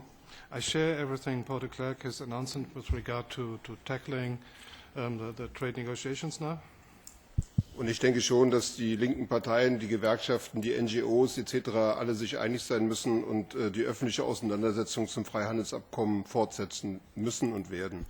And I believe that the left parties, the NGOs, the trade unions, and all those working on this field should be united now in the struggle and winning the public opinion. Der wachsende Widerstand zeigt ja auch, dass das erfolgreich ist. The growing resistance proves already that this strategy is successful. Und trotzdem werden wir es wahrscheinlich alleine nicht verhindern. And still, us alone will probably not be strong enough to prevent this. Wir müssen in die bürgerlichen Parteien, wir müssen in die Sozialdemokratie eindringen mit dieser Debatte. We have to find allies in the conservative, liberal and social democratic groups and parties. Und deswegen denke ich, dass das ISDS und die regulatorische Kooperation noch sehr viel stärker betont werden muss. In my view, we should therefore put a much stronger emphasis on ISDS and the regulatory cooperation. Weil im Kern handelt es sich dabei um die Selbstentmachtung der Politik. Because in its core it means that policy cuts its own wings. Oder es hat hier jemand vorhin auf den Punkt gebracht, um die Privatisierung der Politik. Or in other words, it's about the privatization of politics. Und ich denke, das ist etwas, was sehr viele Parlamentarierinnen und Parlamentarier, auch alle anderen Parteien sehr wohl bewegt. So I think this will concern a lot of parliamentarians also in other parties. Also zumindest in Deutschland merkt man, dass in dem Maße, wie den Kolleginnen und Kollegen auch der anderen Parteien klar wird, dass hier sozusagen auch Mechanismen geschaffen werden, die sie aus dem Willensbildungsprozess herausdrängen, wird die Aufmerksamkeit gegenüber den TTIP deutlich höher. At least in Germany, one can notice that the more parliamentarians of these other parties become aware that there is a process going on that puts them out of control of the political process, they're getting more and more concerned. Und deswegen glaube ich, ist genau das Schlagwort. Es geht um die Privatisierung der Politik. Es geht im Grunde genommen um die Entmachtung der Parlamente. Und wenn man das den Kolleginnen und Kollegen auch der konservativen und der sozialdemokratischen Partei noch etwas näher bringen kann, dann hilft das wahrscheinlich sehr, dieses Abkommen unterm Strich zu verhindern. So we should highlight this aspect. It's about privatizing politics. It's about taking away the powers from parliaments. And this will mobilize the people we need to form majorities and other parties also to join the struggle. Thank you, Thomas. Tom Kutschaert. Yes, from the Spanish campaign against the TTIP, Ecologists in Action, very good strategic points were raised during the debate. I just wanted to emphasize there is a proposal for a decentralised week of action between the 15th of May and the 22nd of May. This was proposed by different movements like Blockupy from Germany, but also the Belgian movement and others are joining this proposal to have this decentralised week of action from the 15th to the 22nd of May, where the confrontation against TTIP is one of the major issues. Second is that we already started also some coordination on European level. There were two strategy meetings actually of movements, NGO, trade unions, parliamentarians in December, and the second one in March with organisations from the US. So there is already a kind of coalition on the European level and a kind of allies with the US groups, and there is a proposal together with the US groups to hold a strong decentralised day of action in December, because they said they will not do something big before the next election, which is the half-time election, but they are very strong on mobilising against the fast track, so there's a kind of big mobilisation against the Trans-Pacific agreement and negotiation also, and so we have kind of good basis also to have common mobilisation together with US organisations. And the last thing I wanted to emphasise, the French colleague was saying, to mobilise the municipalities, to really start on the regional, local level, to make local parliamentarians or local regional parliamentarians to stand up against the TTIP. In the Basque Country, for example, they already made this from Bildu, from the left party, and so we have to go on to make this proposal from the movements to make municipalities free of TTIP, and this could be a quite strong proposal. And we urge also all the left-wing parties to really use these opportunities of these 47 days, as a colleague said, really to bring this issue in all kinds of national parliaments, media, and trying also to invite social movements to national events on this issue. Thank you, and Bruno Poncelet, the last one speaker. Sorry for my bad English. I agree with Michel Cermak. I think it's very, very important to resist against the TTIP, but also to resist against other free trade agreements. Because, for example, there is a project of free trade agreement with Canada that is also a very, very bad agreement. But the thing that I want to tell here about the mobilization against the TTIP, for me, this mobilization is a chance. It's a chance because we have the occasion to build networks of a new kind. Before, for example, the trade union, I work in a trade union, the trade union talk about only the workers. The ONG with environment talk only of environment. I think it's very important with the TTIP to speak about democracy, to speak about social problems, to speak about environmental problems. And that is the change with the mobilizations against the TTIP. We have the occasion to build networks where ONG who fight for the environment, where trade unions who fight for the workers, where other ONG who fight for the les droits de l'homme, human rights, thanks, can dialogue, can join the force, and will be able to build a new kind of networks. I think the fight against the TTIP is a chance for this occasion. The occasion to see, yes, I know the problem of the workers because I work in a trade union, but I have also the occasion to encounter persons who know very well the problems with the environment, for example. And I think it's very important to build networks of a new kind, where there is a lot of people difference, where there is teachers, trade unions, ONG, farmers, artists, and so on, because we need of this rapport de force. Rapport de force. Rapport de force. Balance of forces. Balance of forces. We need of this parallel forces to fight against the TTIP, to fight against all trade unions, to fight against the new project of the business community, and to build a society more democracy, more social, and more environmental. Thanks. Thank you. Thank you, and I give the floor back to Mr. Ratzer. Well, thank you very much. There has been already much said which I fully agree with. I'd like to perhaps point to another dimension in this confrontation about TTIP, and that relates to the scientific and research element of it. Obviously, the debate on TTIP is also one that is not just a political battle or a political confrontation. It's also a scientific or research confrontation. What I mean with that, it is obviously also a confrontation between, different strands of academic thought and academic research. On the one hand, we have many studies produced by, I would say, something like an academic industry, supported by many research institutes, consultancies, also in cooperation with academics. And these reports are financed by the European Commission or by other pro-business think tanks or other foundations and funding organizations. And you should expect many more such studies to emerge in the next months. The European Commission, for example, has commissioned a further round of studies which purportedly should show the benefits of TTIP. On the other hand, you have what I would call kind of heterodox approaches in the social sciences and in economics, which basically so far are always in a rather defensive position. So we basically write critiques of those other studies. So we critique them in terms of their assumptions, their results, etc. But so far, this heterodox strand of thought has not been developed to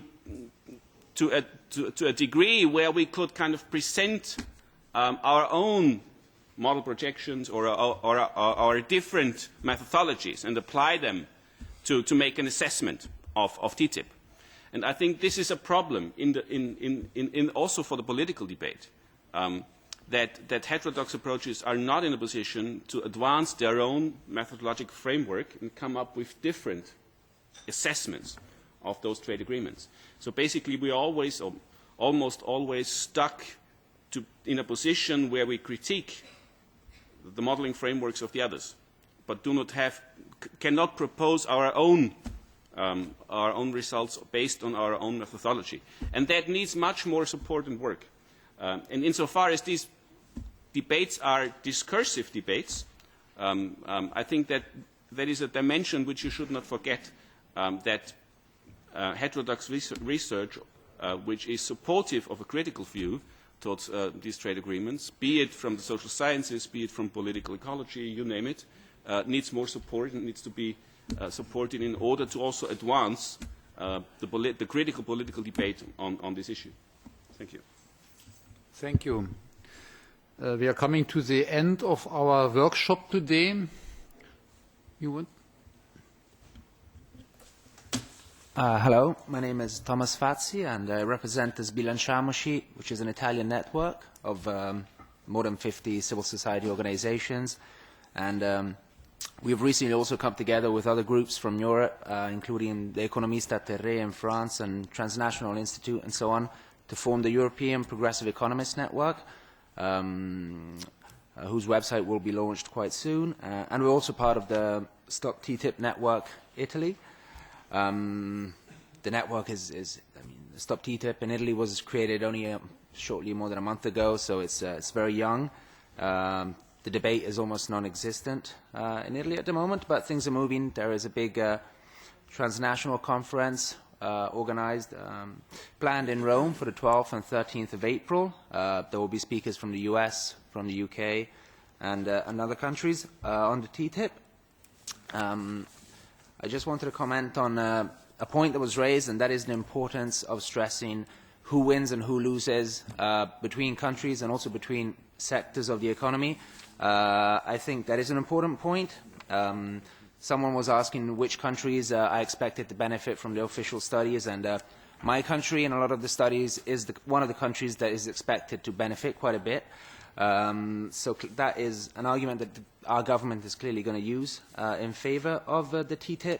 And of course the argument that they make is that Italy has a fairly big export sector, and the number we always hear is that more than 200,000 companies that export in our country, and and so it goes without saying that we can only benefit from this agreement.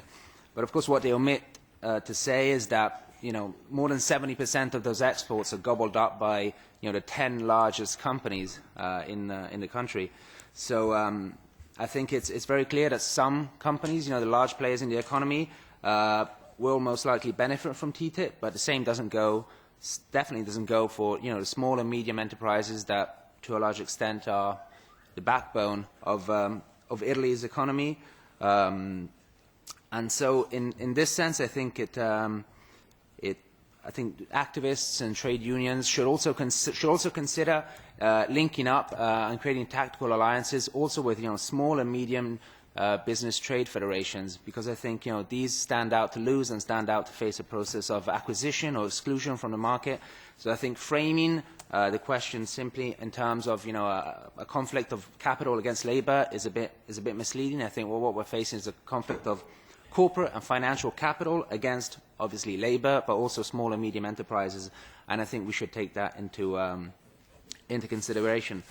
And just finally, as the European Progressive Economists Network, we would be more than happy to help organise a conference with both political candidates, but also academics, and also to focus also on the scientific side of the matter, which I think is very, very important. And it relates not only to TTIP, but also, if we're talking of the fiscal compact, that's another argument, that's another thing which is totally decided, which is totally based on algorithms and things that almost no one can understand. And of course, the same argument goes for the fiscal compact too. So I think it would be interesting maybe to have a conference where we focus on these issues and the technocratization of politics that this creates.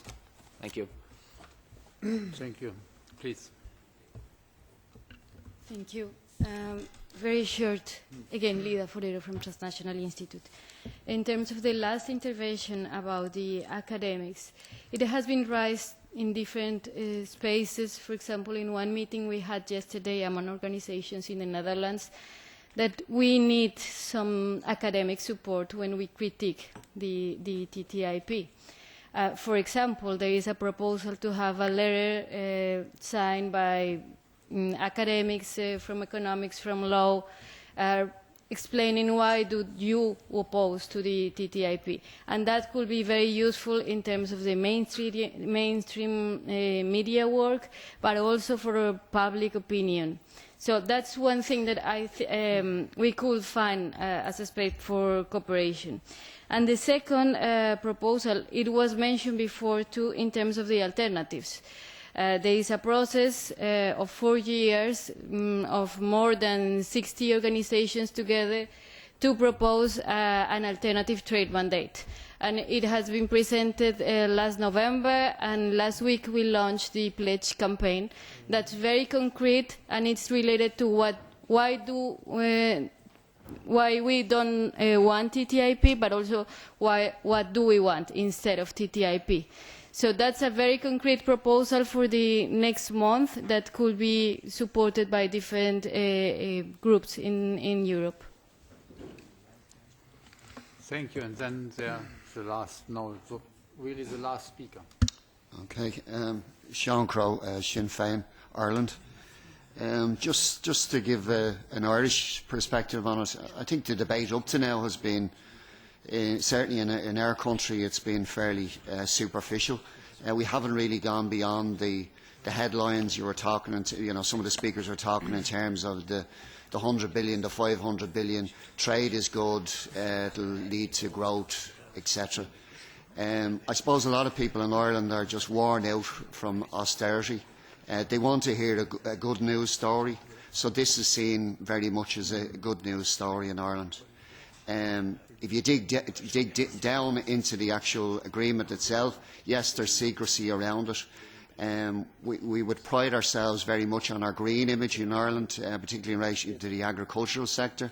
Certainly those sectors will be organising in relation to around the GM foods, around the lack of food passports, coming in from the States, the dumping of, the different, the deregulation of that whole sector. Certainly there'll be concern in relation to the impact on jobs. The fact that, Ireland has been, there's a lot of US multinationals have based themselves in Ireland as a gateway to Europe. The fact that, there's every possibility of, I suppose they're basing themselves in the likes of Ireland or other countries. It eliminates the need for them to actually stay there. So that in itself, I think, that needs to be looked at in relation to it. So we need to focus in on where the possible jobs will be lost in relation to that. In Ireland, the domestic economy is not growing; it's shrinking. But exports have been sort of keeping the economy going. And again, the argument from many of the establishment parties is that this will be a positive thing. There has been some debate in the national parliament and in some of the media, but again, it's really at a superficial level.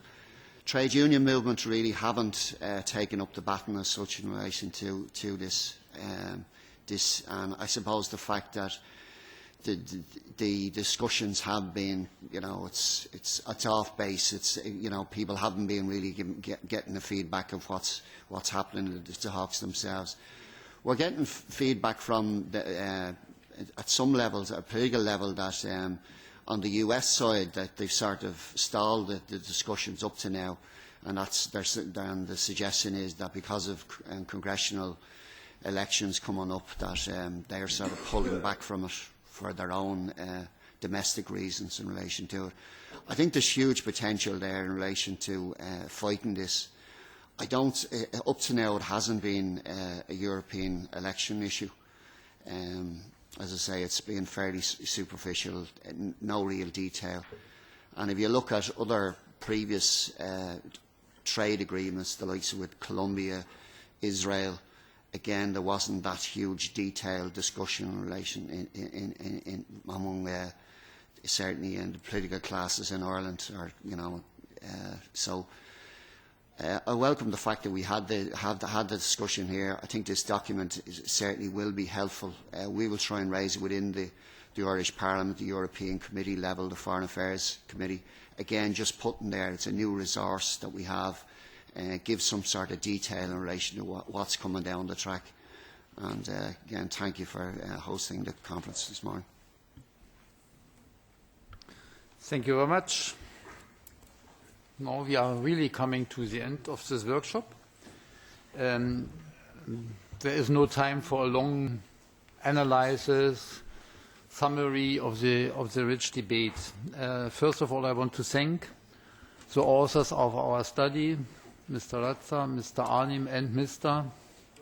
Tröster from Austria, who has given us the chance to go into some details of the debate we have in our member states at the European Union level. Secondly, I very much agree with all those who said that it is a complex issue, that it is an issue of democracy, that it is an issue of the way of production and consumption. It's a question of the relationship between the European policies, the national policies in economic fields, the decisions by the Lisbon Treaty to leave the social responsibility of the way of our economy at the national level for regulating, while the common currency and the framework in the European economy is given to the European Union. So we have here, of course, also a challenge of rethinking the competences and where we have to decide at which level which problem. So that is a democratic issue. And that leads me to the question, if we are looking today to India, where there are the elections, the biggest so-called democratic parliamentary elections in the world. what they will elect, what they expect from a new leadership in this country, overcoming poverty, struggling with the question of food safety, food sovereignty, etc., etc. How they will go into the international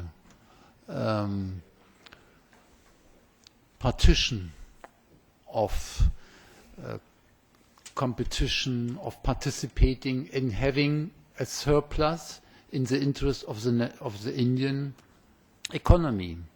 That leads us to the question how we deal as Europeans with 1.3 billion Chinese who want to continue at least the growth they have managed over the last 20 years. And that is, I think, the real challenge of the TTIP issue. It's only a symbol, it's only a certain expression of the questions. We have much more to go in detail if we are analyzing what does it mean for the impact, what is the impact of that on each citizen in all other countries. So I mean that I think is a global aspect which we have to take into consideration while we are struggling against this kind of TTIP negotiations as it has unleashed with the aim to make it in the interest of the leading transnational corporations in the United States and the European Union. And I want to say it is not a United States attack on the poor Europeans. No, it is an old European idea. And that means how we are realizing and organizing our way of trading, because we need resources also for our economies. We need an exchange of goods for technological reasons, as it was just said in the last panel as well. That is asking for our concrete alternative answers accompanying the TTIP negotiations. I very much agree that we have to request why we need ISDS, why we can't go back to the WTO rules, at least state to state dispute settlement, so that enterprises are forced to take into responsibility their states. And in this way, the state has to answer to the citizens and to the economic stakeholders how it deals with a certain interest.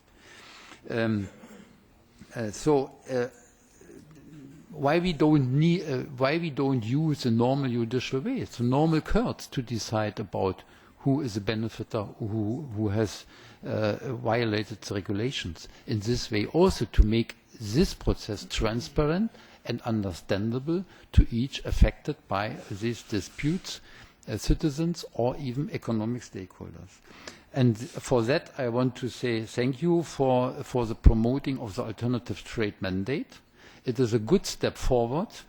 It gives certain answers, and that means maybe we have to accompany our struggle against the TTIP with concretizing the alternative trade mandate on the economic terms. So to go further a step, here the last week, besides the alternative trade mandate campaigning, was also campaigning for the fair trade movement, which is a little bit different, but is of course also affecting the questions how we want to live together and how we want to trade, at which cost and in which interests. And finally, as it was said, yes, the TTIP must become a matter of the electoral campaign, but that's not enough from my point of view. I very much agree with the proposals performed by Transform in the last round, which I heard, that we need more expertises, that we need really the organization of web pages, that we to establish linkages between the parliamentary groups in the national parliament, so that we are knowing what we are doing in the one or the other country, at the one or the other level, at the European level, at European Union level, at the national level, as well as at the municipal or the regional level, because public procurement is affecting everybody at all levels. So here we have to establish a linkage between the affected municipalities. So also thanks for the Seattle to Brussels network proposals. Here we shall go on, and I guess that nevertheless that we have just now a so-called electoral break for the parliamentary work in the European Parliament. The next European Parliament has to continue to tackle these challenges,